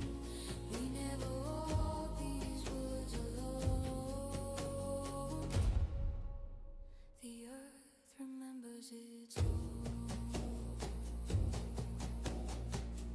1,000 years in a single breath, the dance of life and the song of death. The smoke will rise from the valley floor to lead us back to the open door. The runes are etched in the frozen ground. Within the silence, the truth is found. The heart is a fire.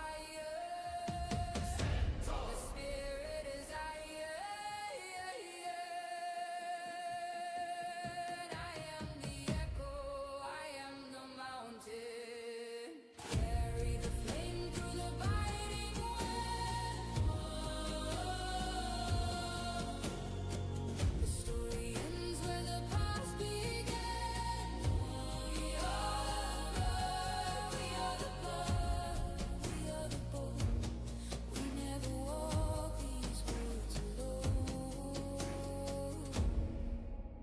The earth remembers its own.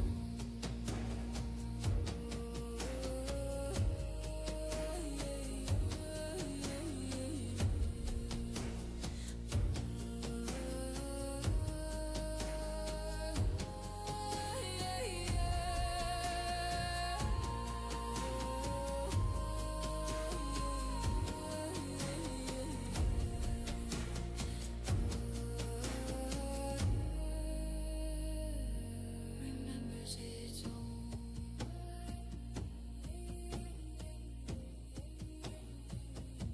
Remembers its own.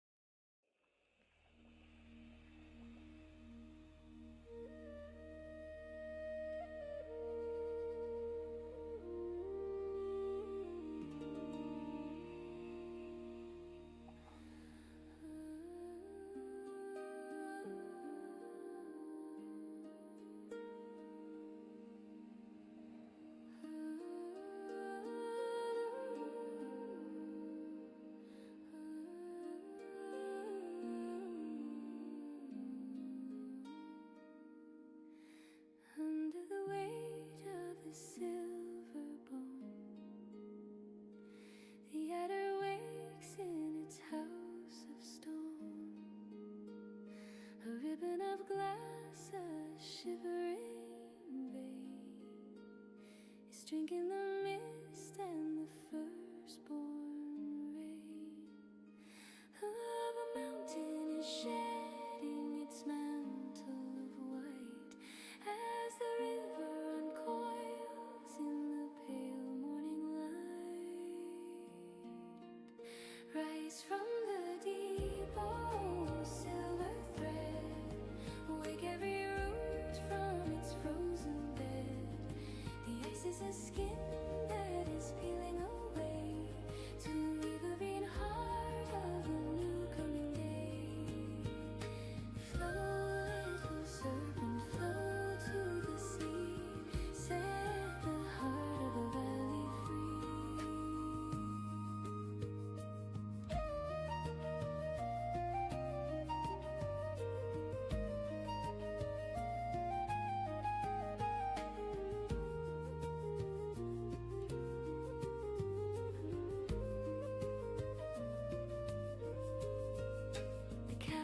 retreats to her cave in the mist, where the frost and the shadows have finally kissed. She leaves her blue staff in the mud and the clay, as the sun warmth of breed washes winter away. The pulse of the forest is starting to beat in the rhythm of water and soft cloven feet.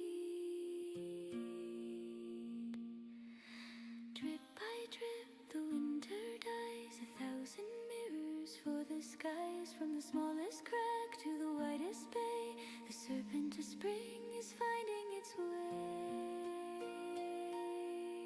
Rise from the deep, oh silver thread, wake every root from its frozen bed. The ice is a skin that is peeling away to reveal the green heart of a new coming day. Flow, little serpent, flow to the sea, set the heart of the valley free.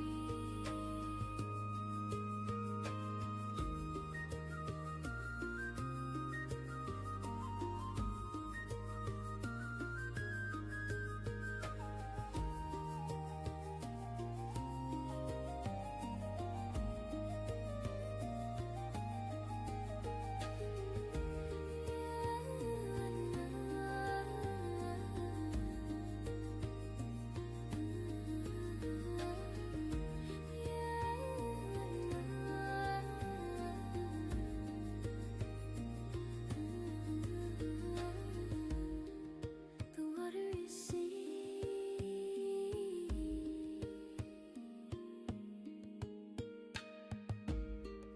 the valley is real.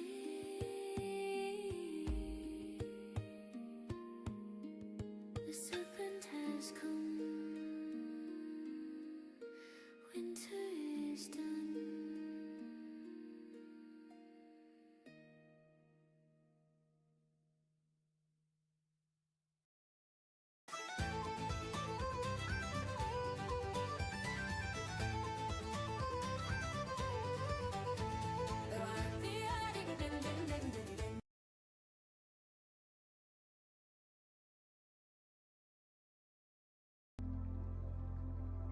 Whoops, looks like we had another raid come in while I was up and away. Well, just a second, friends, we'll get you a toot on the raid horn. Written by Liv, welcome in, so very glad that you could join us. Steve, hello, good to see you. Arthur Christie, hello, hello. Let's get you guys your toot on the raid horn. Everyone, I hope you're not asleep, because here we go. 3, 2, 1. Why am I having trouble today? Hang on. There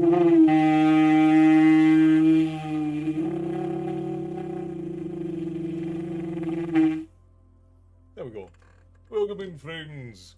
I'm so very glad that the Badgers could join us. Beth, thank you kindly for the heart me over on the TikTok portal. Tips to the Tavern Keeper always appreciated. Roholic, hello and welcome in. So very glad you could join us. Grab a seat. We're about to start reading again.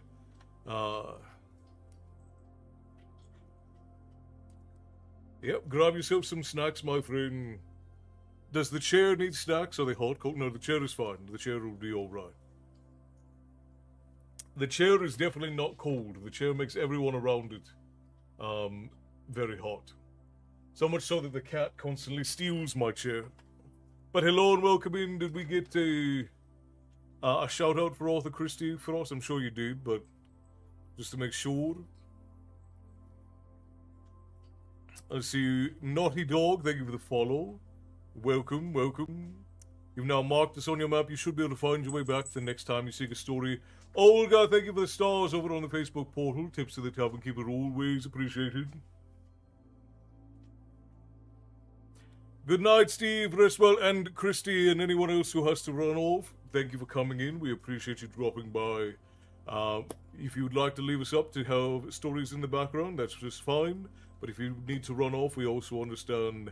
Have yourself a good night. Thank you for dropping by the tavern. It is appreciated. Alright, my friends, we are beginning chapter 26 of Eragon of the Inheritance Cycle. and I raised you a tiny sip, Slancher.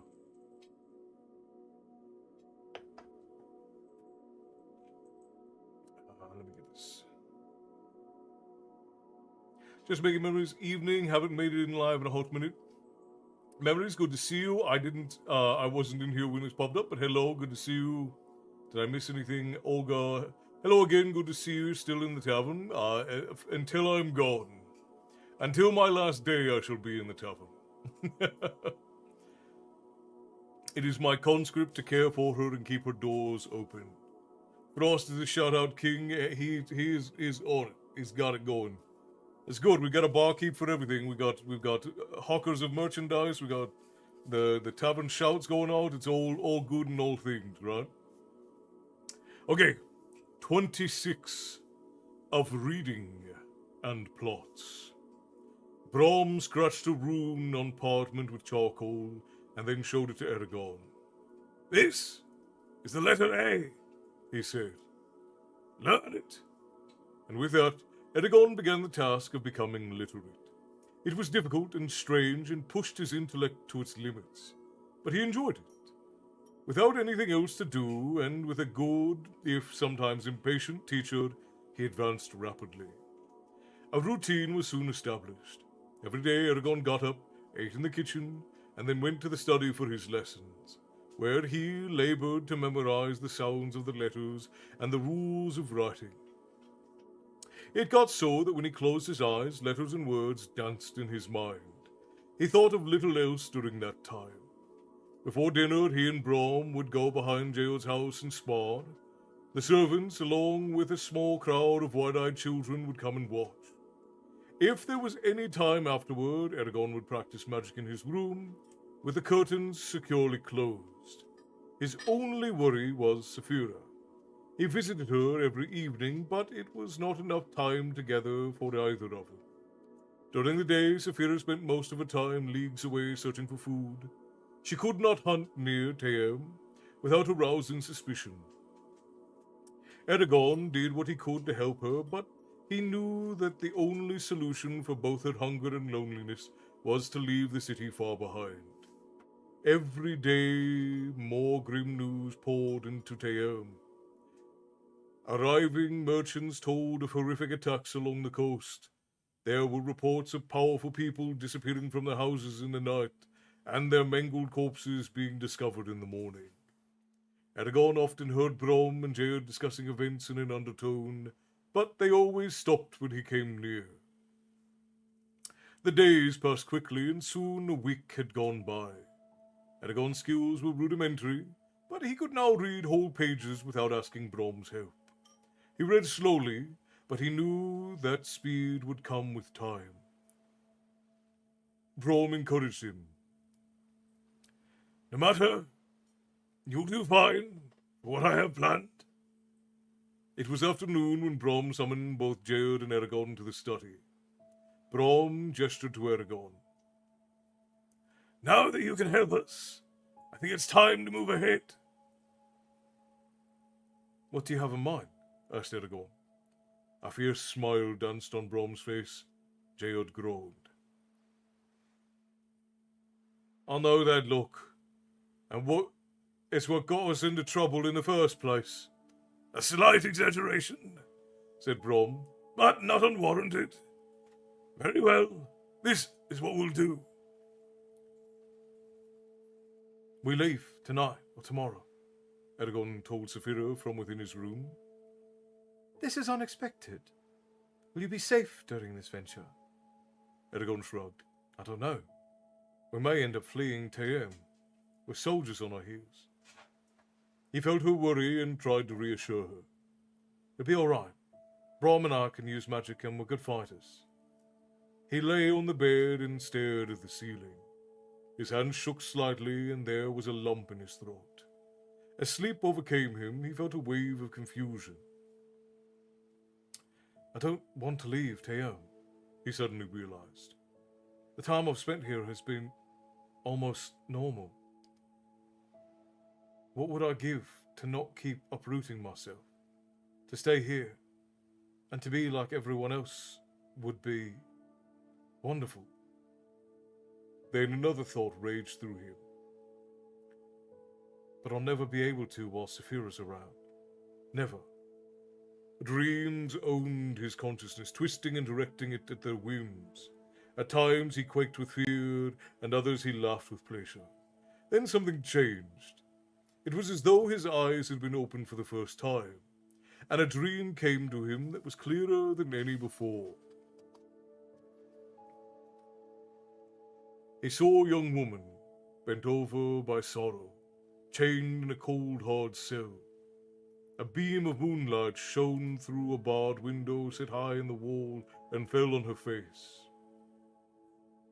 A single tear rolled down her cheek, like liquid diamond.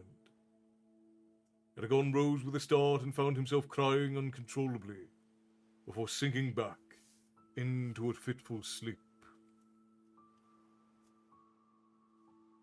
And so ends chapter 26 of Eragon. I think we can probably manage another, yeah?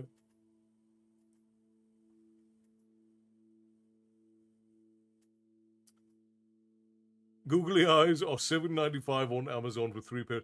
You know what? I actually have some small ones. Yeah, this was a very short chapter. It was only 2.5 pages. It was very short.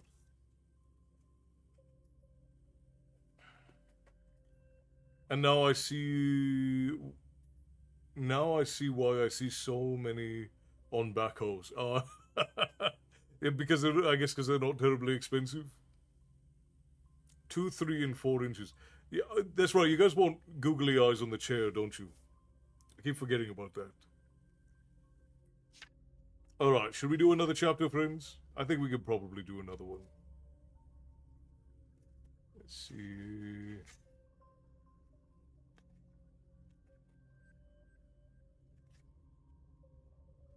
And I think that this next one is quite a long...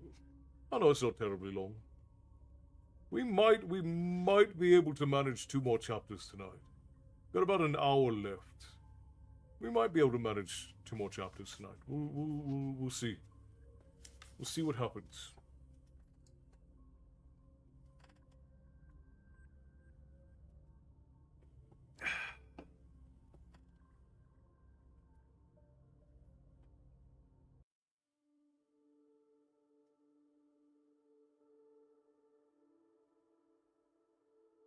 All right. And now we are on to chapter 27. Thieves in the Castle. Eragon woke from his nap to a golden sunset. Red and orange beams of light streamed into the room and fell across the bed. They warmed his back pleasantly, making him reluctant to move. He dozed, but the sunlight crept off him and he grew cold. The sun sank below the horizon, lighting the sea and sky with color. Almost time. He slung his bow and quiver on his back, but left Zarak in his room. The sword would only slow him down, and he was averse to using it. If he had to disable someone, he could use magic or an arrow. He pulled his jerkin over his shirt and laced it securely. He waited nervously in his room until the light faded.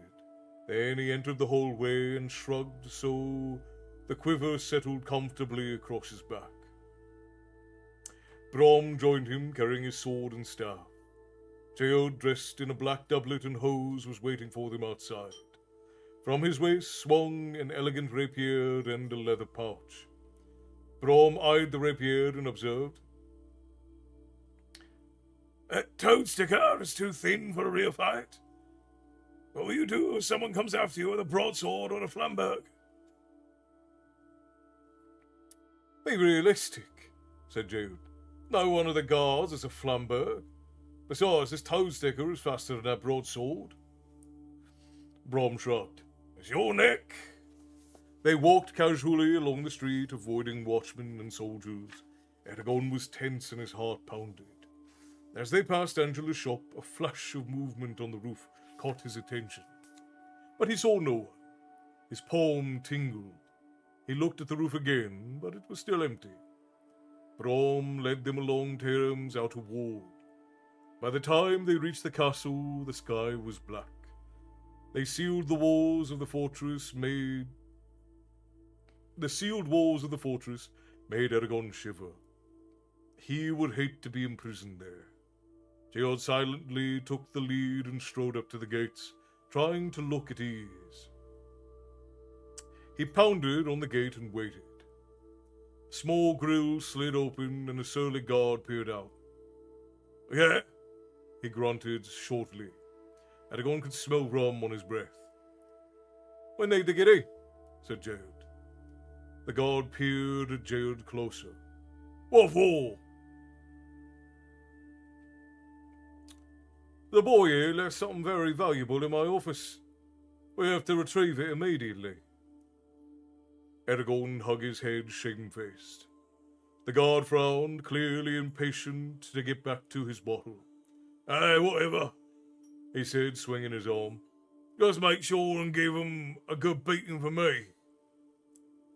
"I'll do that," assured Geod, and the guard unbolted the small door set in the gate. They entered the keep. Then Brom handed the guard a few coins. "Oh, thank you," mumbled the man, tottering away. As soon as he was gone, Eragon pulled his bow from its tube and strung it. Geod quickly let them into the main part of the castle.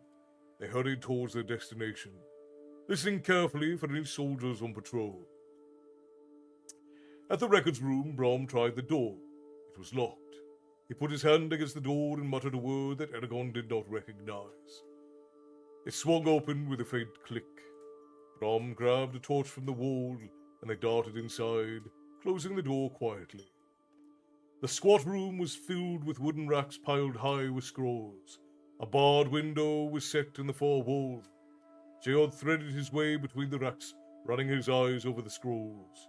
He halted at the back of the room. "Over there," he said. "These are the shipping records of the last 5 years.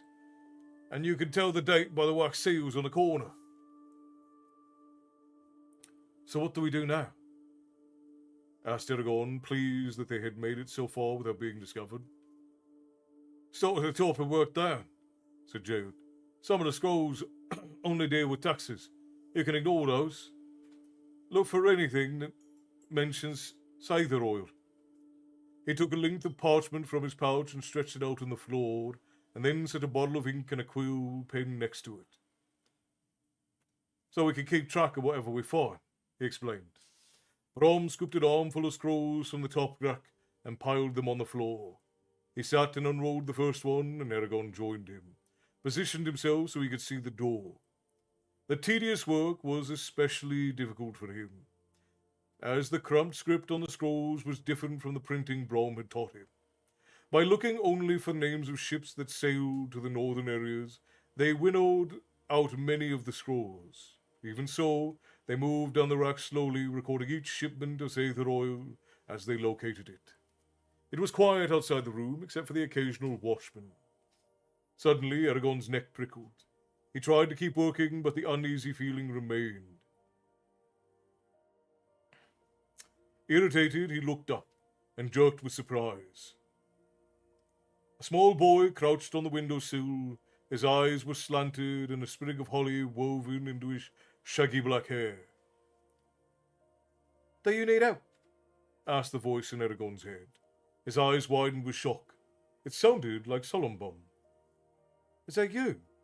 he asked incredulously. "Am I someone else?" Eragon gulped and concentrated on his scroll. "If my eyes don't deceive me, you are." The boy smiled slightly, revealing pointed teeth. "What I look like doesn't change who I am. You don't think I'm called a werecat for nothing, do you?" "What are you doing here?" Eragon asked. The werecat tilted his head and considered whether the question was worth the answer. "That depends on what you're doing here. If you're reading those scrolls for entertainment, then I suppose there isn't any reason for my visit. But if what you're doing is unlawful and you don't want to be discovered, I might be here to warn you that the guard who you bribed just told his replacement about you, and at this second, official empire has sent soldiers to search for you." "Well, thank you for telling me," said Eragon. "Told you something, did I? I suppose I did. I suggest you make use of it. The boy stood and tossed back his wild hair. Eragon asked quickly, "What did you mean last time when you said tree in the vault?" Exactly what I said. Eragon tried to ask more, but the werecat vanished through the window. He announced abruptly,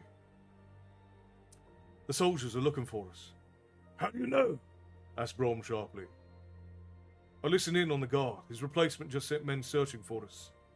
We have to get out of here. They probably already discovered that Jayod's office is empty." "Are you sure?" asked Jayod. Yes. "Yes," said Eragon impatiently. "They're on their way." Brom snatched another scroll from the rack. No matter. We have to finish this now.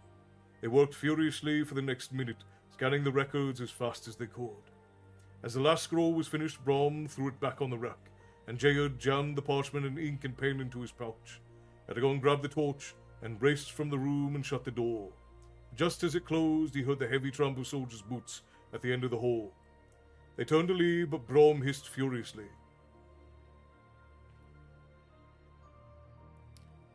Damnation! It's not locked! He put his hand against the door and the lock clicked at the same time. 3 armed soldiers came into view. "Hey, get away from that door!" shouted one of them. Brom stepped back, assuming a surprised expression. The 3 men marched up to them. The tallest one demanded,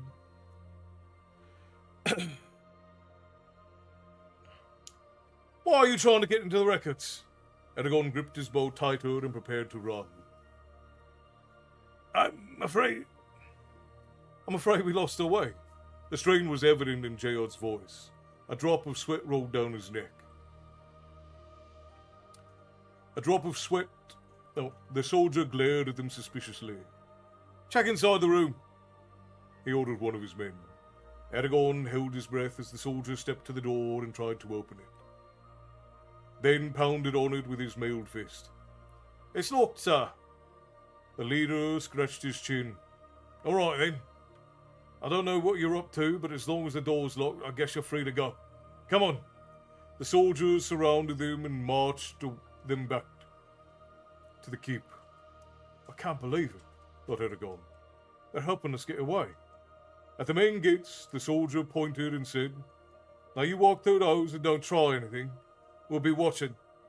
If you have to come back, wait until morning." Of course, promised Jayod. Eragon could feel the guards' eyes boring into their backs.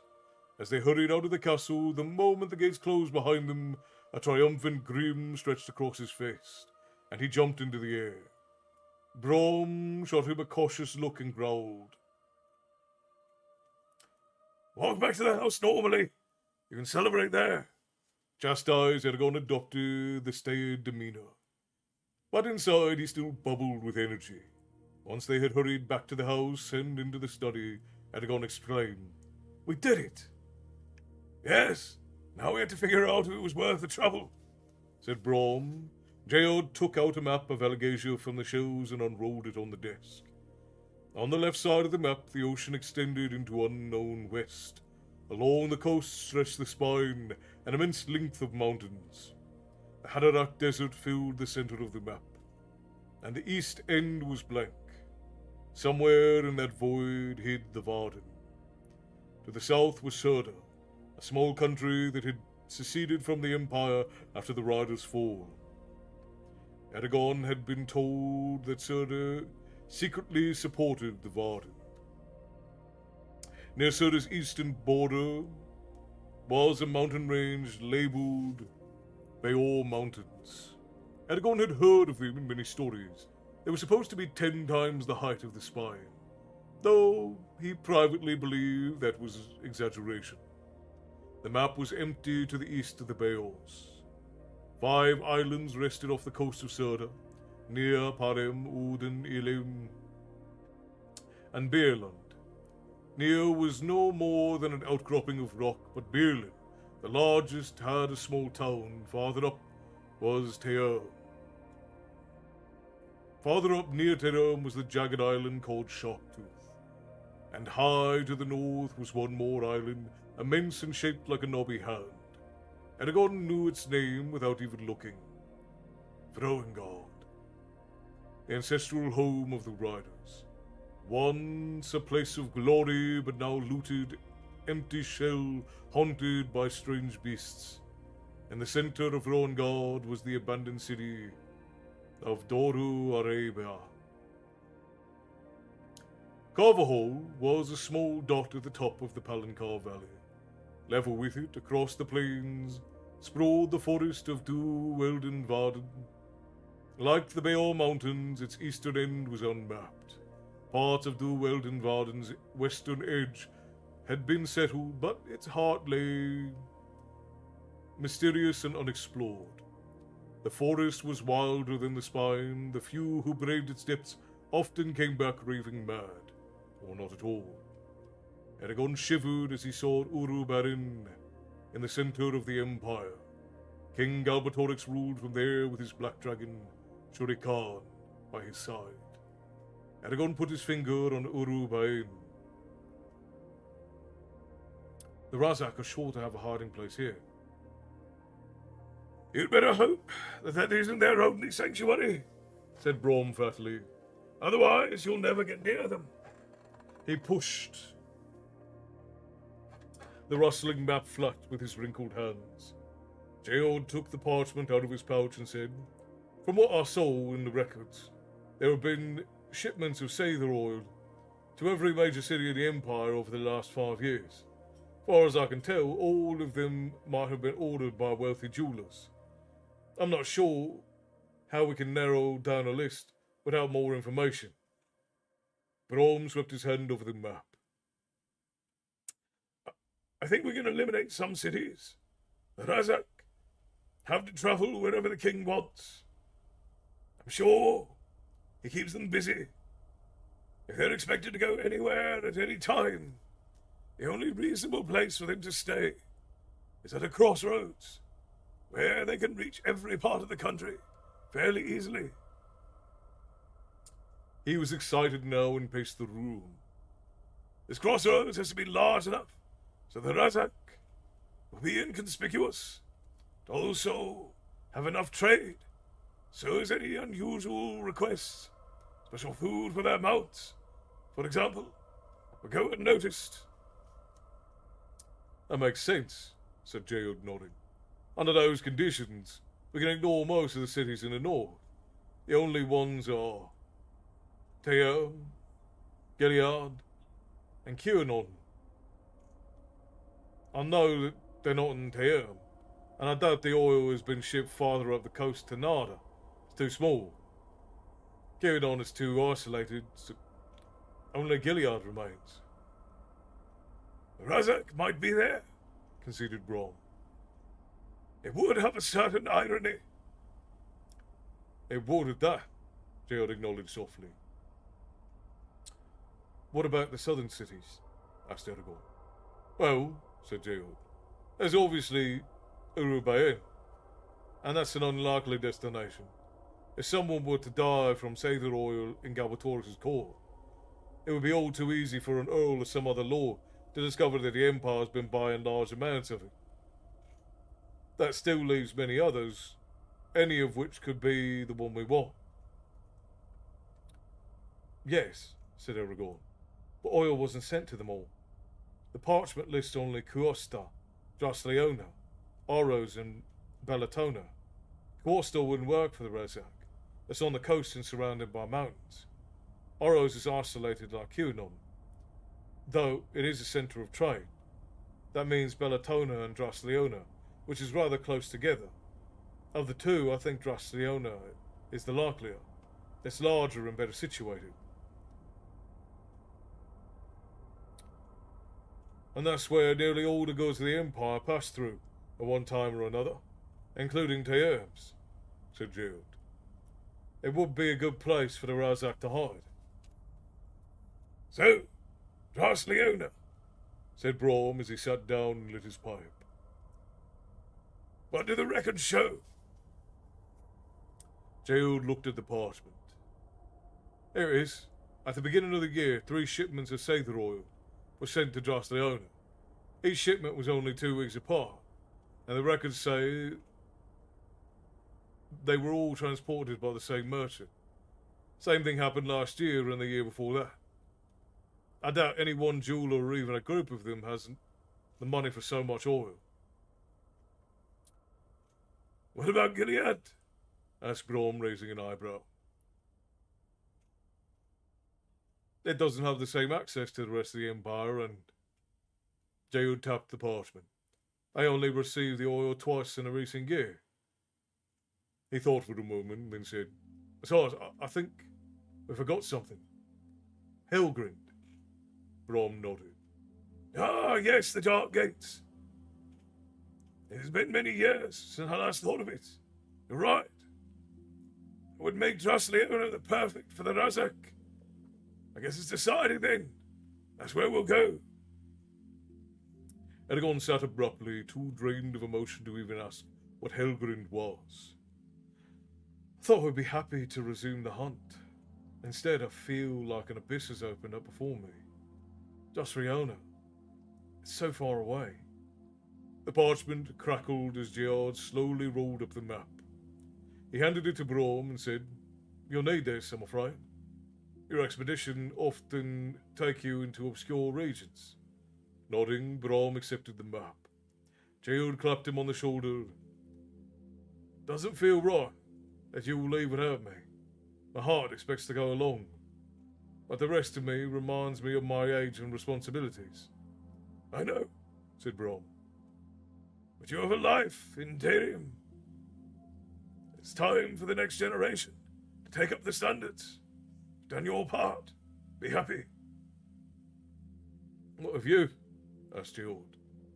Does the road ever end for you? A hollow laugh escaped Brom's lips. I see it coming, but not for a while. He extinguished his pipe, and they left for their rooms exhausted. Before he fell asleep, Eragon contacted Saphira to relate the night's adventures. And so ends chapter 26 or 27 of Eragon. Oh, we're making very good time tonight. Very good. Always a good time to stop by the tavern. Phil, welcome in. So very glad you could join us. The eyes have it, and I ask no pardon for the pun.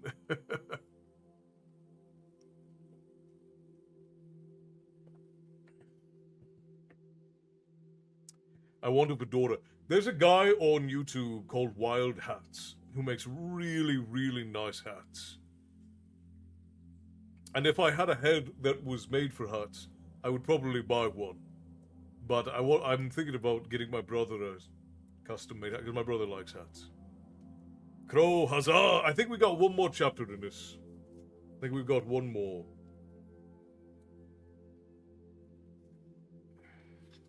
The next chapter is 13 pages, 12 pages. I think we can do it.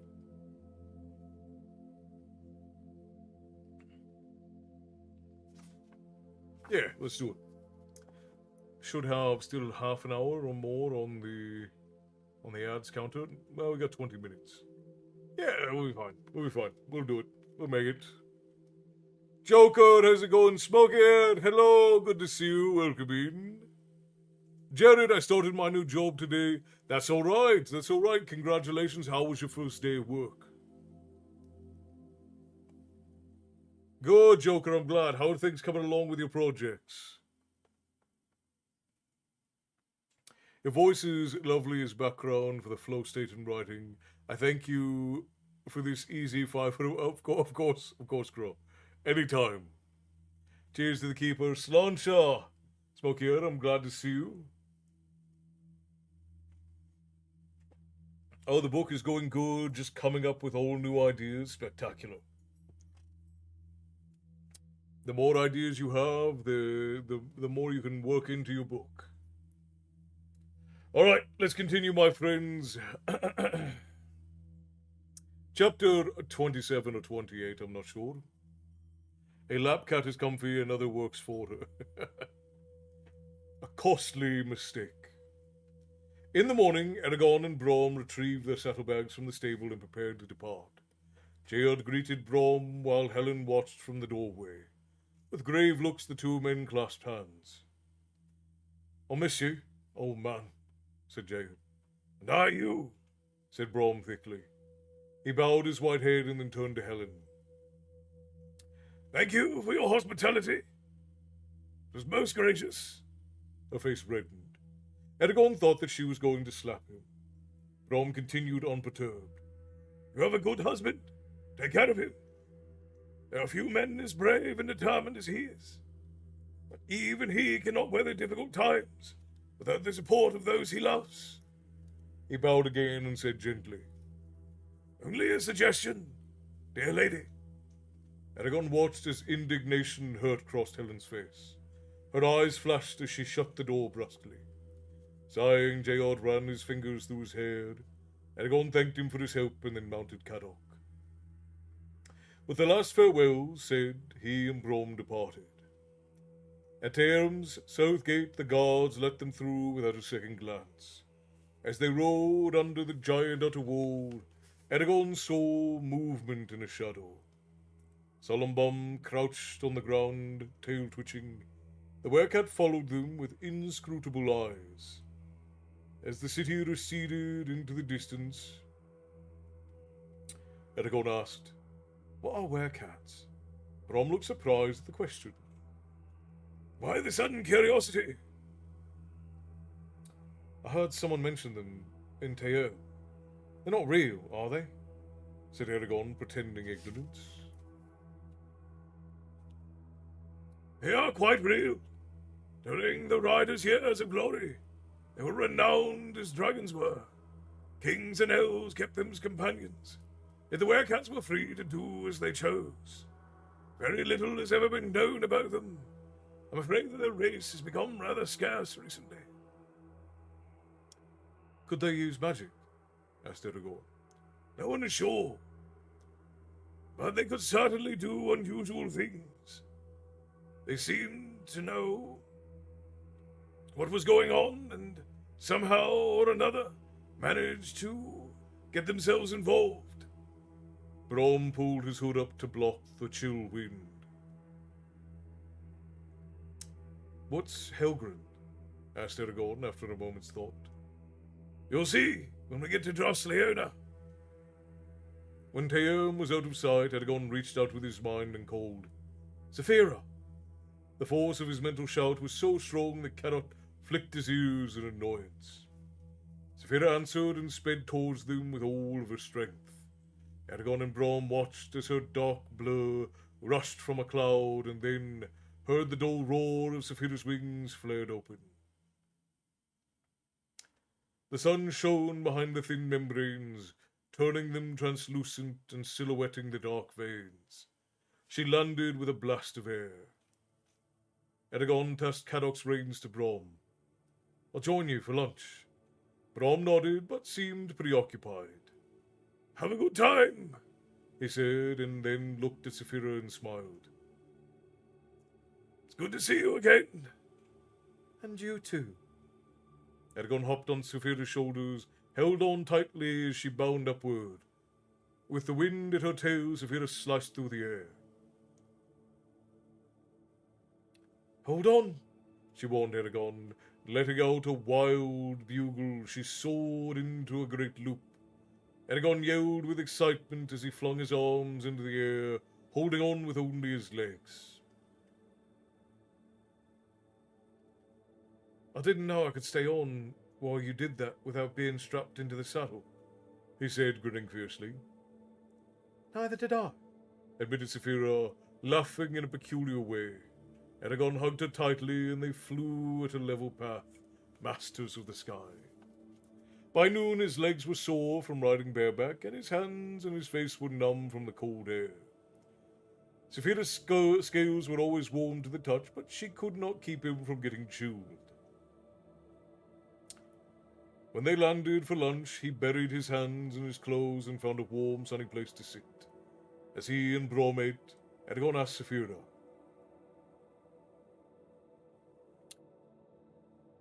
Do you mind if I ride Caddock? He had decided to question Brom further about his past. No, but tell me what he says. Eragon was not surprised that Saphira knew his plans. It was nearly impossible to hide anything from her, when they were mentally linked. When they finished eating, she flew away and he joined Brom on the trail. After a time, Eragon slowed and said, I need to talk to you. I wanted to do it when we first arrived in Tayam, but I decided to wait until now. About what? Asked Brom. Eragon paused. There's a lot going on that I don't understand. For instance, who are your friends? And why were you hiding in Carverhall? I trust you with my life, which is why I'm still travelling with you. But I need to know more about who you are and what you're doing. What did you steal in Gilead? And what is the Tuathadu Orothrum that you're taking me through? I think that after all that's happened, I deserve an explanation. You eavesdropped on us? Only once, said Eragon. I see that you have yet to learn proper manners, said Brom grimly, tugging on his beard. What makes you think that this concerns you? Nothing, really, said Eragon, shrugging. It's just that it's an odd coincidence that you happen to be hiding in Carverhall when I found Saphira's egg, and you also know so much dragon lore. The more I think about it, the less likely it seems. There were other clues that I mostly ignored, but they're obvious now that I look back. Like how you knew the Grazak in the first place and why they ran away when you approached. And I can't help but wonder if you had something to do with the appearance of Saphira's egg. There's a lot you haven't told us, and Saphira and I can't afford to ignore anything that might be dangerous. Dark lines appeared on Brom's forehead as he rained snowfire to a halt. The other day, on my way home from a friend's house, I decided to revisit my Dropkick Murphys channel on Pandora. It included the High Kings and the Longest Johns. I was singing shanties while sitting in traffic. Oh man, it's been a while since I've listened to Dropkick Murphys. It's been some time. But talk about nostalgia.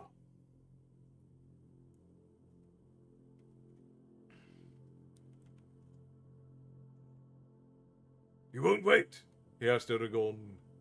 He asked, and Eragon shook his head mulishly. Mulishly, Brom sighed. This wouldn't be a problem if you weren't so suspicious. But I suppose that you wouldn't be worth my time if you weren't otherwise. Eragon was unsure if he should take that as a compliment. Brom lit his pipe and slowly blew a plume of smoke into the air. I'll tell you, he said, but you have to understand that I cannot reveal everything.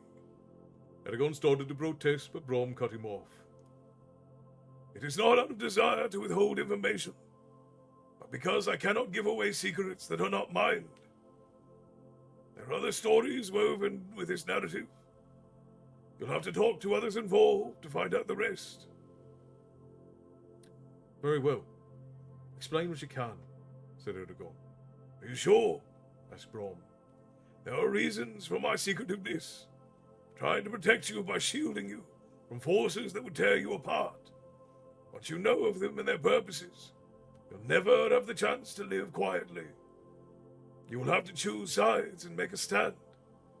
Do you really want to know?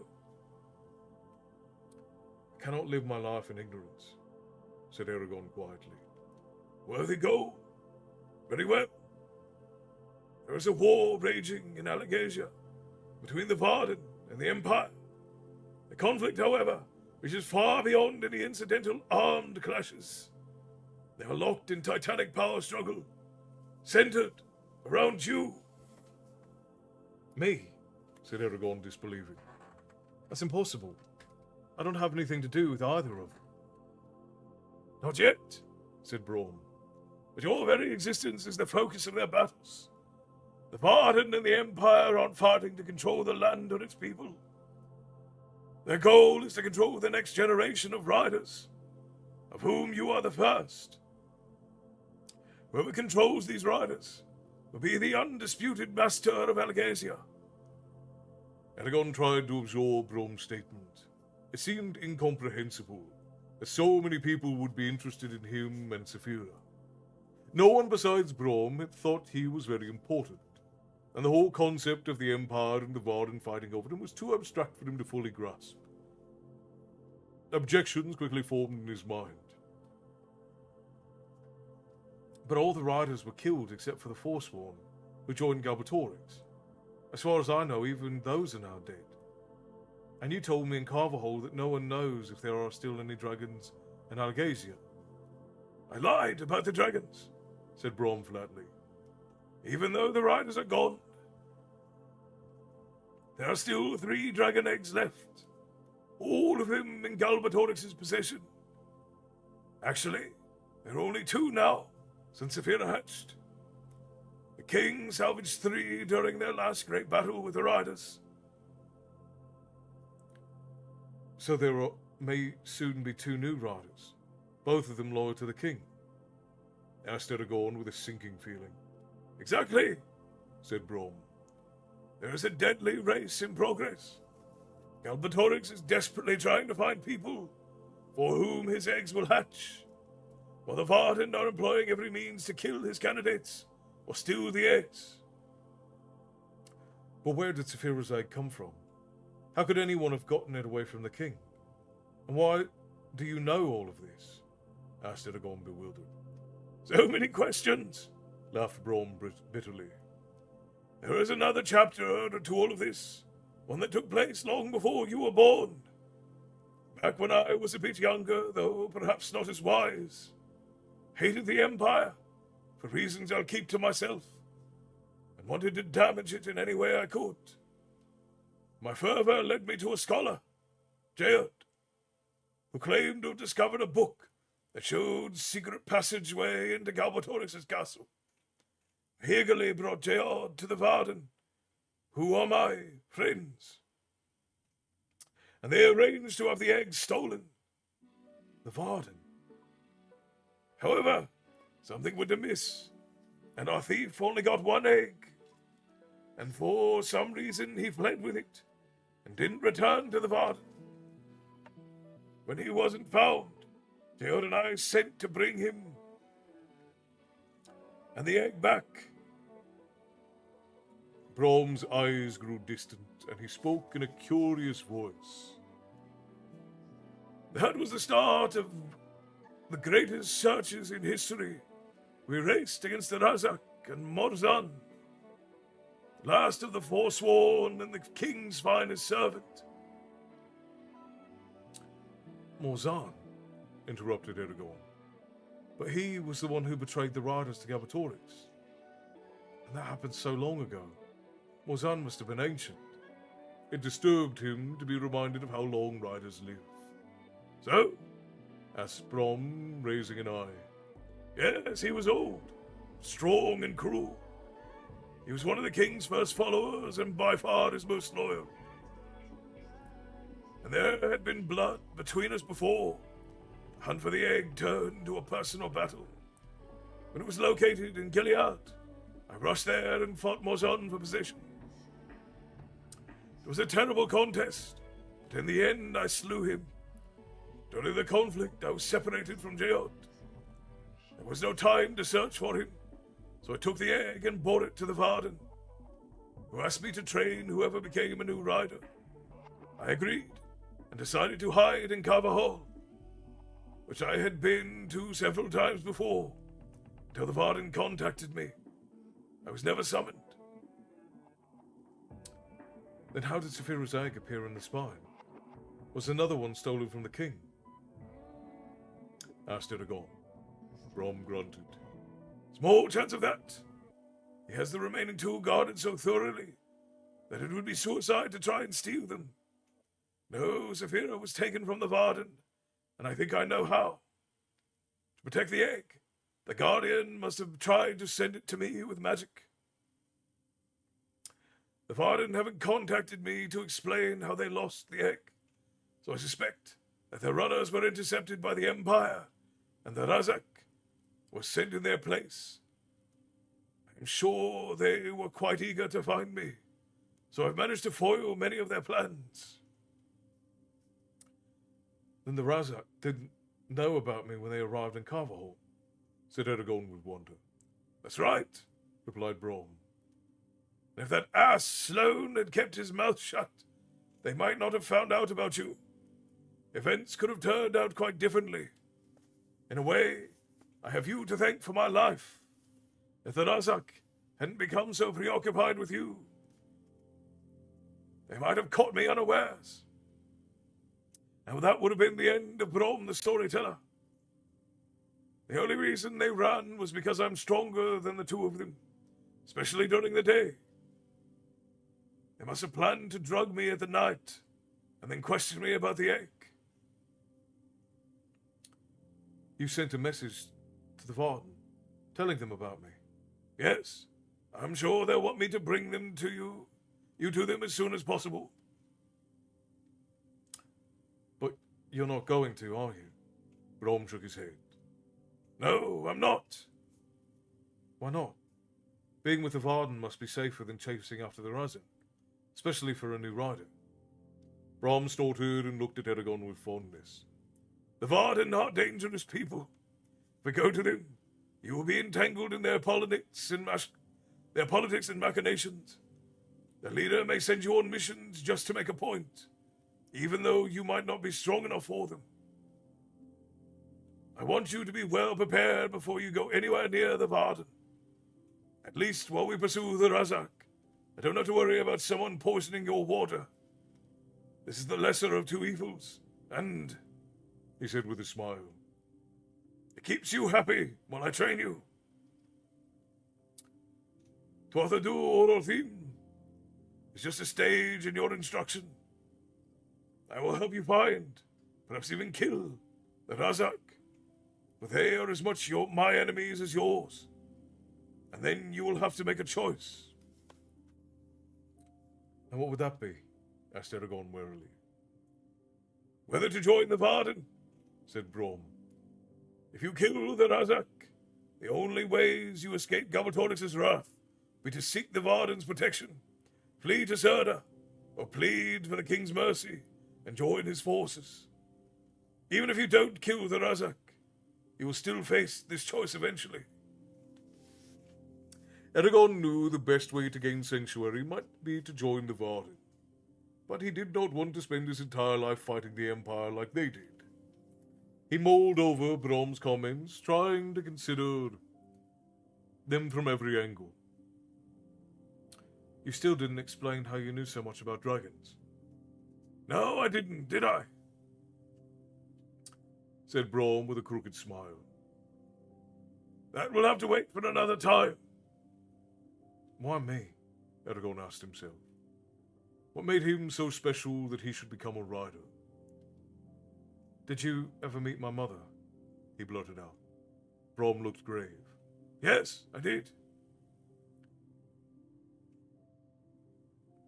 What was she like?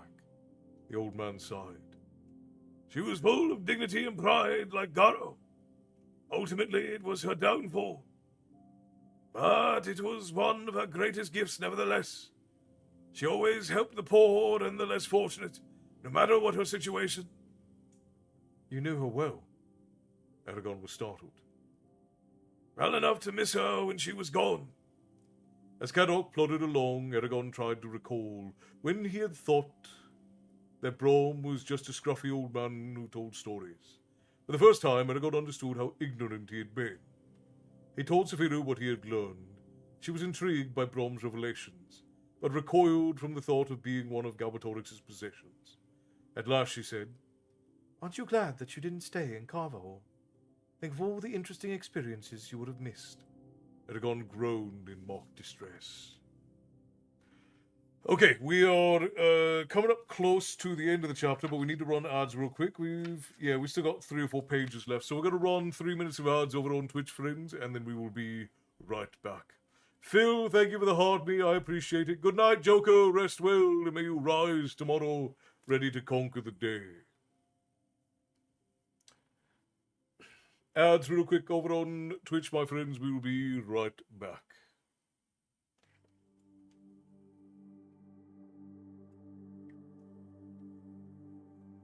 AC Black Flag was being redone, and the advertisement had me look up cause they were singing songs that Castle sings. Lord Venom, hello, greetings, DKM, Blast from the Past, great band. Oh, Dropkick Murphys, yeah, Dropkick Murphys. I haven't listened to them or Flogging Mollies in a long time. Flogging Molly always makes me think because my brother and I used to work with a festival out here in California that does Celtic music. Susan, thank you for the heart, me. I appreciate you. Tips to the Tavern Keeper, always appreciated.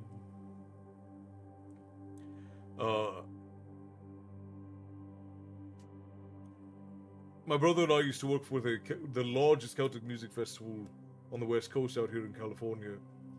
And I've met quite a few really incredible, like modern Celtic punk rock bands. And I met the bagpipe player from Flogging Molly, and that you mentioning Flogging Molly just brought it to mind because the gentleman who ran that festival just passed away a few weeks ago. It was terribly tragic. He's a good man, great man, and he's had a very hard life since 2018 because of personal issues. Not my place to air them out on the internet. But struggled with a lot of things for the last 8 years, and passed away back home in Manchester. A terrible loss. He was a good man.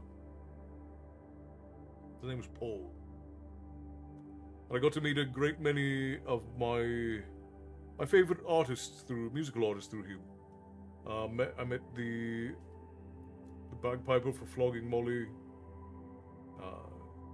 Flatfoot 56 gentlemen who are wonderful, Steve Twigger and Patrick Murphy from Gaelic Storm, and a great many other.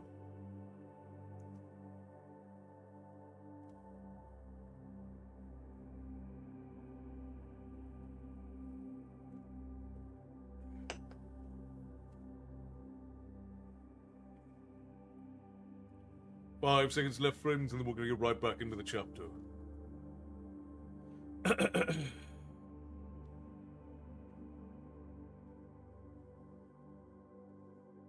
Alright, here we go. When they stopped for the day, Eragon searched for water while Brom made dinner. He rubbed his hands together for warmth as he walked in a large circle, listening for a creek or spring. It was gloomy and damp between the trees. He found a stream a ways from the camp and then crouched on the bank and watched the water splash over the rocks, dipping in his fingertips. The icy mountain water swirled around his skin, numbing it. It doesn't care what happens to us, or anyone else, thought Eragon. He shivered and stood.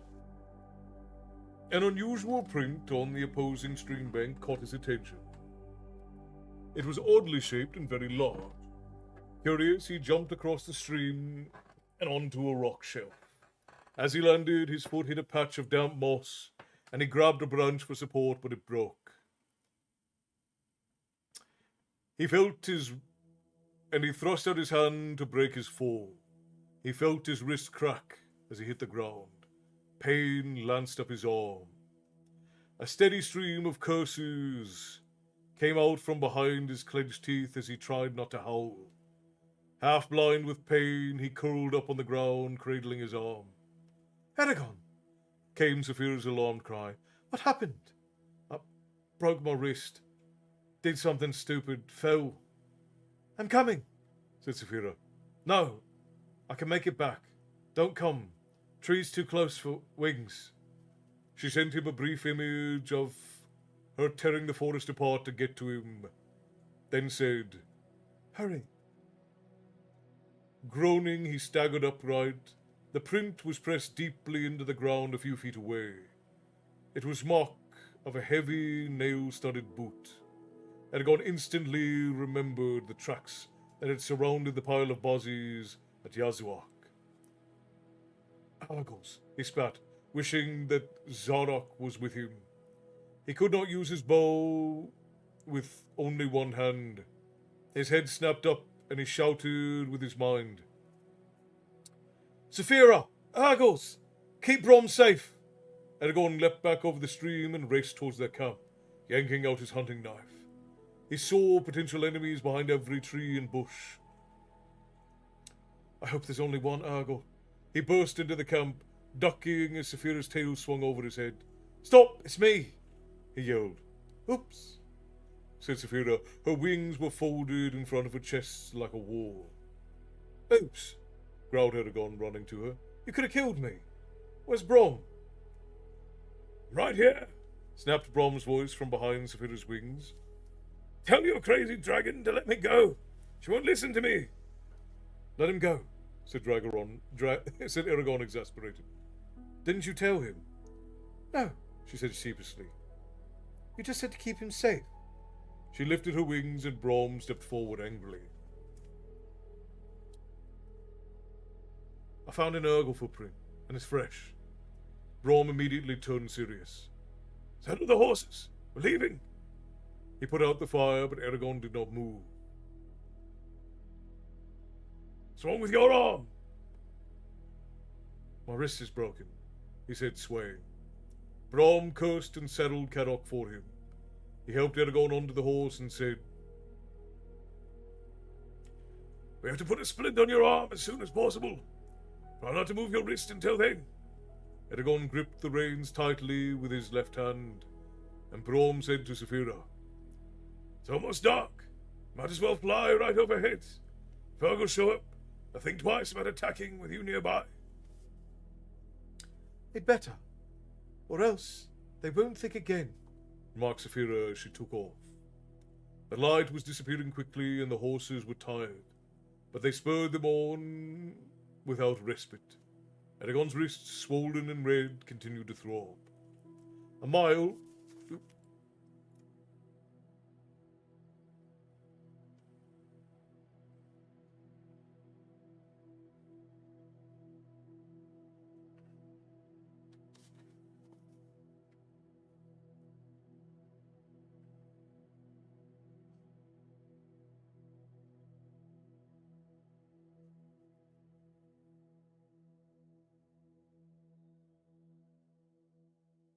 A mile from Crump, Brom halted.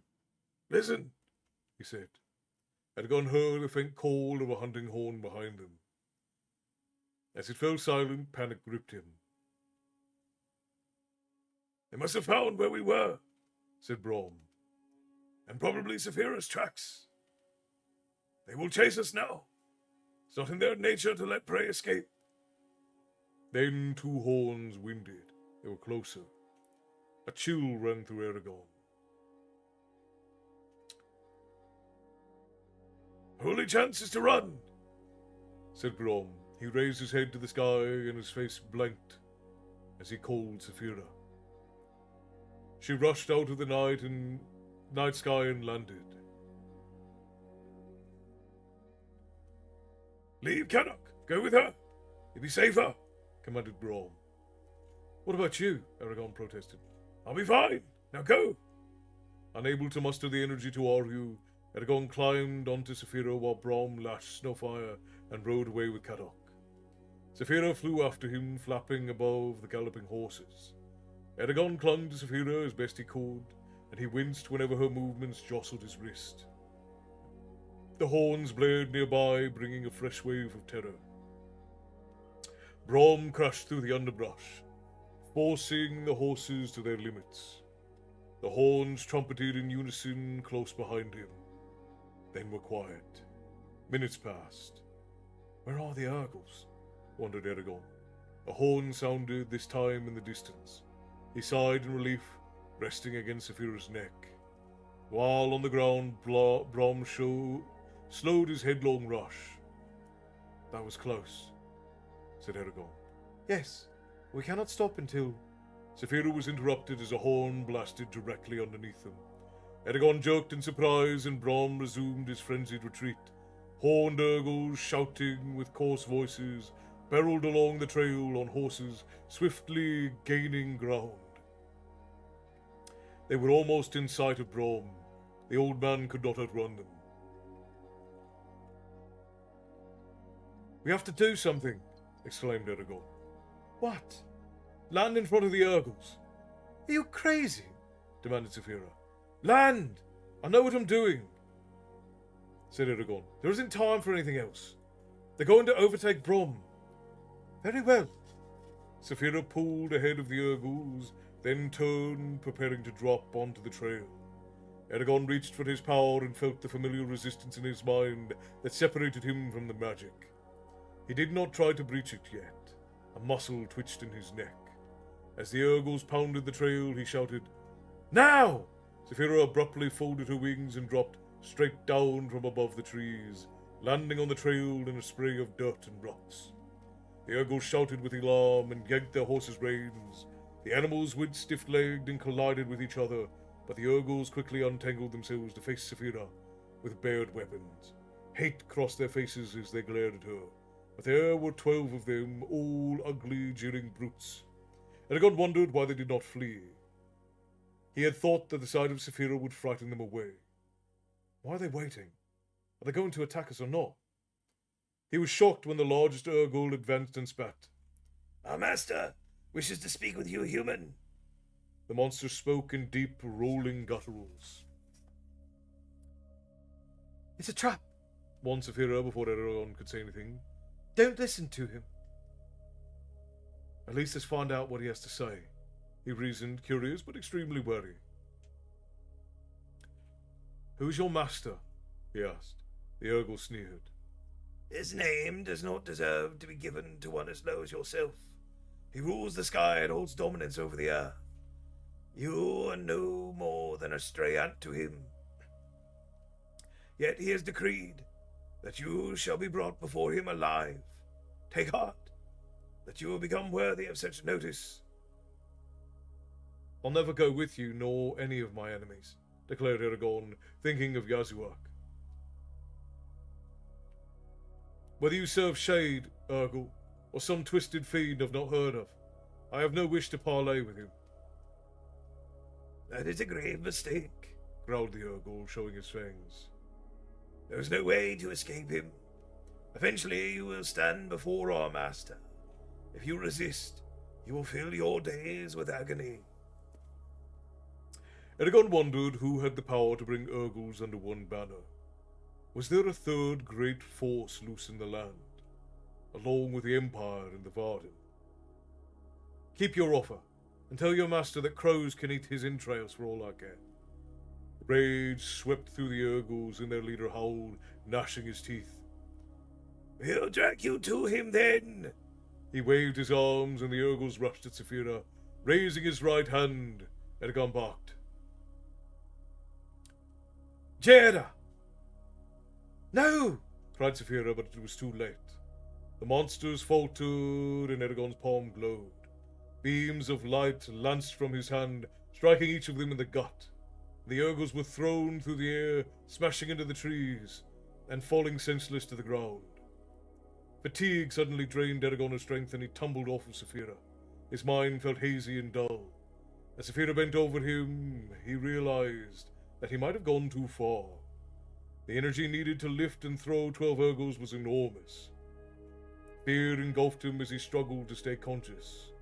At the edge of his vision, he saw one of the Urgles staggered to his feet, sword in hand. Eragon tried to warn Saphira, but he was too weak. No, he thought feebly. The Urgle crept towards Saphira until he was well past her tail and then raised his sword to strike her. No! Saphira whirled on the monster, roaring savagely, her talons slashed with blinding speed and blood spurted everywhere, as the Urgle was rent in two. Saphira snapped her jaws together in finality and returned to Eragon. She gently wrapped her bloody claws around his torso, then growled and jumped into the air. The night blurred into a pain-filled streak. The hypnotic sound of Saphira's wings put him into a bleary trance. Up, down, up, down, up, down. When Saphira eventually landed, Eragon was dimly aware of Brom talking with her. Eragon could not understand what they said, but a decision must have been reached because Saphira took off again. His stupor yielded to sleep that covered him like a soft blanket. And so ends chapter 27 or 28 of Eragon. And we are firmly now, I believe, in the middle of the book. Yep, we are 50% of the way through Eragon. We are making great time in this book, I say. And we're making great time within Storytime as well. We're just before our 3-hour mark. Dropkick Murphys is one of those bands you binge, then might not listen to for years. And then when you hear them, it's like coming home. Yeah, fair enough. Fair enough on that film. Great read, thank you for the wonderful end to my evening. Sláinte until next time. Hold my seat at the bar. Phil, you're becoming quite the regular, so you will have a seat always in the tavern. Rest well, and may you rise tomorrow ready to conquer the day. Sláinte, my friend.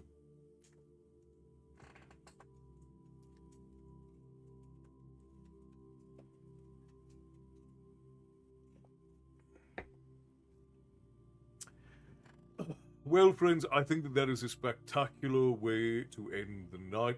We could probably get a song or two in before we go. Thanks for the Story Castle. I really need to go back and reread this series. I've forgotten a lot from it. I'm realizing how much I forgot from it, Frost, because I thought I remembered this series pretty well. But now that I'm thinking about it, the last time I read Eragon was probably more than 15 years ago. It was a long time ago. And this was one of my favorite books when I was a lad. When I was a young man, this was one of my favorite books.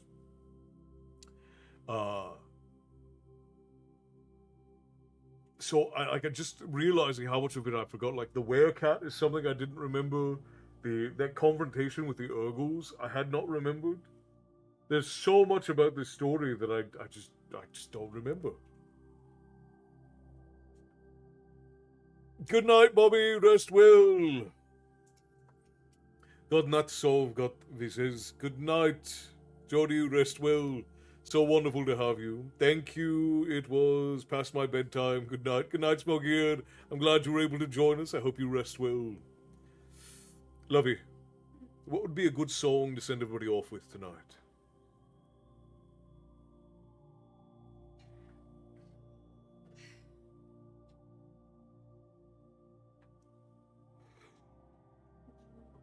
You don't know? Huh? What did you say?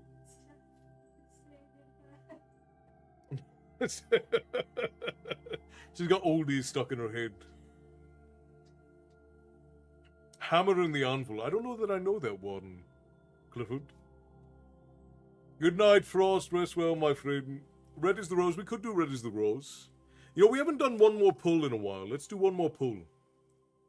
I'm still intent on the poke rap. Maybe someday, Matty. Maybe someday. I don't know Hammer and the Anvil, but I can look it up for my to learn list, Clifford. Jazz also says Red is the Rose. All right, we'll do Red is the Rose. I like Hammer and the Anvil. All right, well, I will add it to the list then. Or, Bear, if you could add it to the list over in the guild for me, I'd appreciate that. It's not a no. I'm not. I will never say no to anything unless it's outright ridiculous. But if I was going to do the poke rap, there'd have to be a very good reason for me to do it.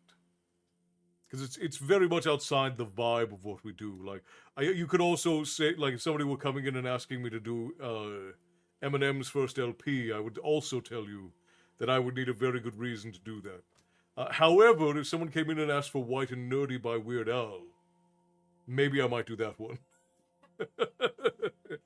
Just because I like it. Well, I like the poke rap too. Poke rap is nostalgic.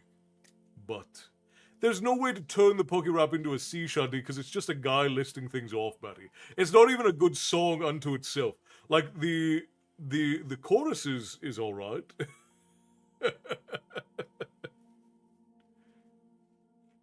I said one more pull. Jazz and Clifford over on Facebook were asking for... Well, no, Tyson, I'm sorry, Tyson was saying Red is the Rose, and then Jazz agreed Red is the Rose. So we can do one more pull and Red is the Rose. I think both of those would be fine. so let's go ahead and do them, my friends. No kitty band. I'll do one kitty band shanty a month. That's about all I'm willing to do. Kitty man shanty is very silly. Kitty man shanty sounds like an advertisement for cat food. It's like the Meow Mix commercials from the 90s. Meow meow meow meow meow meow. That's what it reminds me of every time I'm singing that. All right, we'll do Red is the Rose first.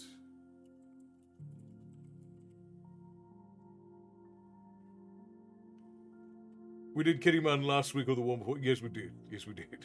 It's Canada's secret. That does not surprise me.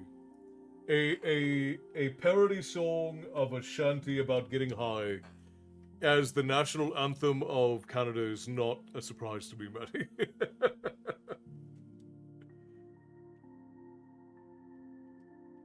All right, we're gonna do the High Kings version of Red is the Rose because it's my favorite version.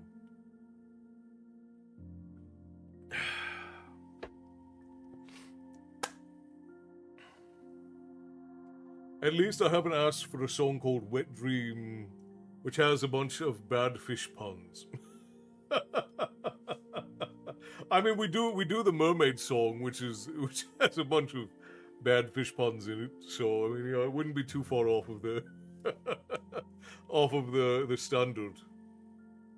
All right, we're gonna do Red is the Rose. Would you like to do a verse with me from Red is the Rose, my darling? Okay. So then what we'll do is at the end, the lady will do the last chorus of Red is the Rose, and then I will do the sing out of it. Come over the hills, my bonny Irish lass.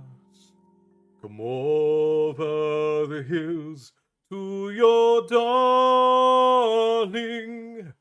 You choose the road, love, and I'll make the vow, and I'll be your true love forever. Red is the rose that in yonder garden grows. Fair is the lily of the valley. Clear is the water that flows from the Boyne. But my love is fairer than any. 'Twas down by Killarney's green woods that we strayed, when the moon and the stars, they were shining. The moon, it shone its rays on her locks of golden hair, and she swore she'd be my love forever. Red is the rose that in yonder garden grows. Fair is the lily of the valley. Clear is the water that flows from the Boyne. But my love is fairer than any. It's not for the parting that my sister pains. It's not for the grief of my mother. It's all for the loss of my bonny Irish lass, that my heart is breaking forever. Red is the rose that in yonder garden grows. Fair is the lily of the valley. Clear is the water that flows from the Boyne. But my love is fairer than any. Last verse. Red is the rose that in yonder garden grows. Fair is the lily of the valley. Clear is the water that flows from the Boyne. But my love is fairer than any. Oh, my love is fairer than any.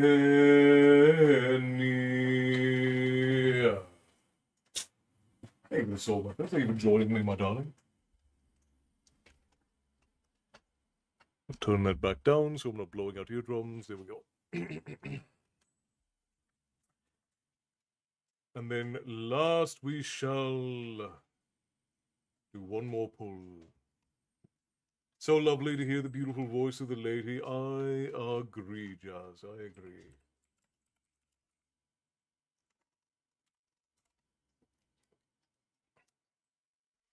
All right, we're going to do one more pull by the Longest Johns as our final song for the evening. Making me sleepy? That's what story time is for, Lord Venom. Bear, thank you kindly for the bits, my friend. Enjoy your Black Dragon mead. 500 bits from the bear for the lady joining in. Tips to the tavern keeper and the tavern lady are always appreciated, brother. I appreciate you. One more pull. If you know the words, sing along, my friends. Here we go. It's been a long time since you've seen her. Could have been 3 years or more. Will she be waiting when we're dock boys? Or like the others, will she be gone? It's one more pull, boys, that'll do, boys. Soon we'll draw alongside, hoist her upward, swing her inboard, for the journey's nearly done. Well, you're looking mighty smart, boys, dressed up in your number ones. You scrounged a new blade from the purser to scrape the bum fluff from off your chin. It's one more pull, boys, that'll do, boys. Soon we'll draw alongside, hoist her upward, swing her inboard, for the journey's nearly done. When we've fixed those bow and stern lines, and you've scuttled down the gangway, if she's waiting there, just kiss her, turn around, give us a smile. It's one more pull, boys, that'll do, boys. Soon we'll draw alongside, hoist her upward, swing her inboard, for the journey's nearly done. Well, we too will go ashore soon, get drunk in the clubs and bars, then stagger homeward, pockets empty, like so many times before. It's one more pull, boys, that'll do, boys. Soon we'll draw alongside, hoist her upward, swing her inboard, for the journey's nearly done. Well, a man may take a wife, boy, and a man may take a mistress, but a sailor has his ship, boys, and his mistress, it is the sea. It's one more pull, boys, that'll do, boys. Soon we'll draw alongside. Hoist her upward, swing her inboard, for the journey's nearly done. It's one more pull, boys, that'll do, boys. Soon we'll draw alongside. Hoist her upward, swing her inboard, for the journey now is done.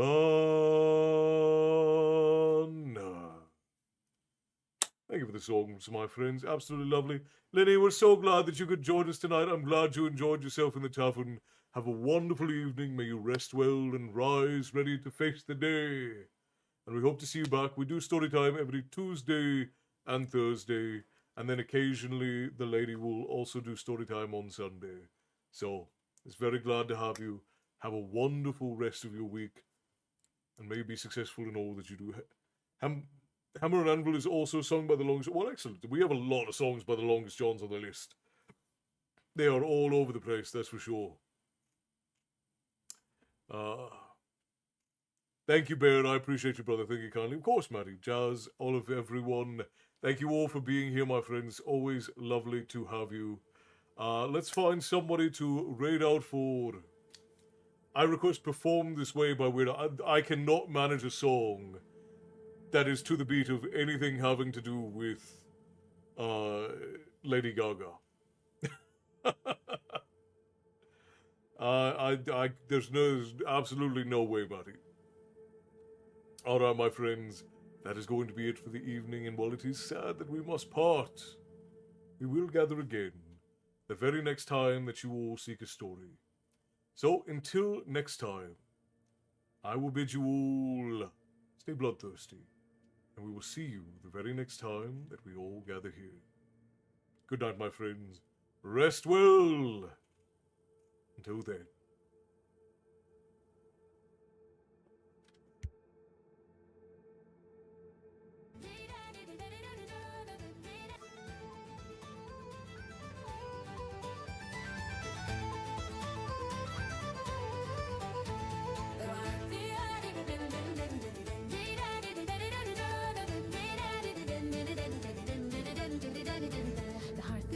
The door is wide, the winter ghost is pushed aside. With a bunch of birch and a sprig of green, the fairest morning ever seen. We've raised the brat upon the thorn to wait for breed and the light of morn. Oh, dance for the fire and dance for the sea, for the healing hand of Mother Breed. The wheel is turned and the flame is bright, we're dancing now at the heart of night. And welcome both, the spring is born, the golden crown is newly worn.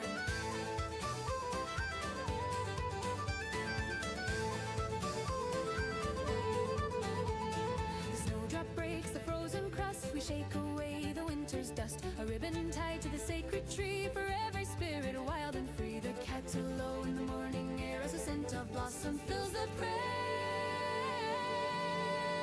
Oh, dance for the fire and dance for the sea, for the healing hand of Mother Breed. The wheel is turning, the flame is bright, we're dancing now at the heart of night. And welcome both, the spring is born, the golden crown is newly worn.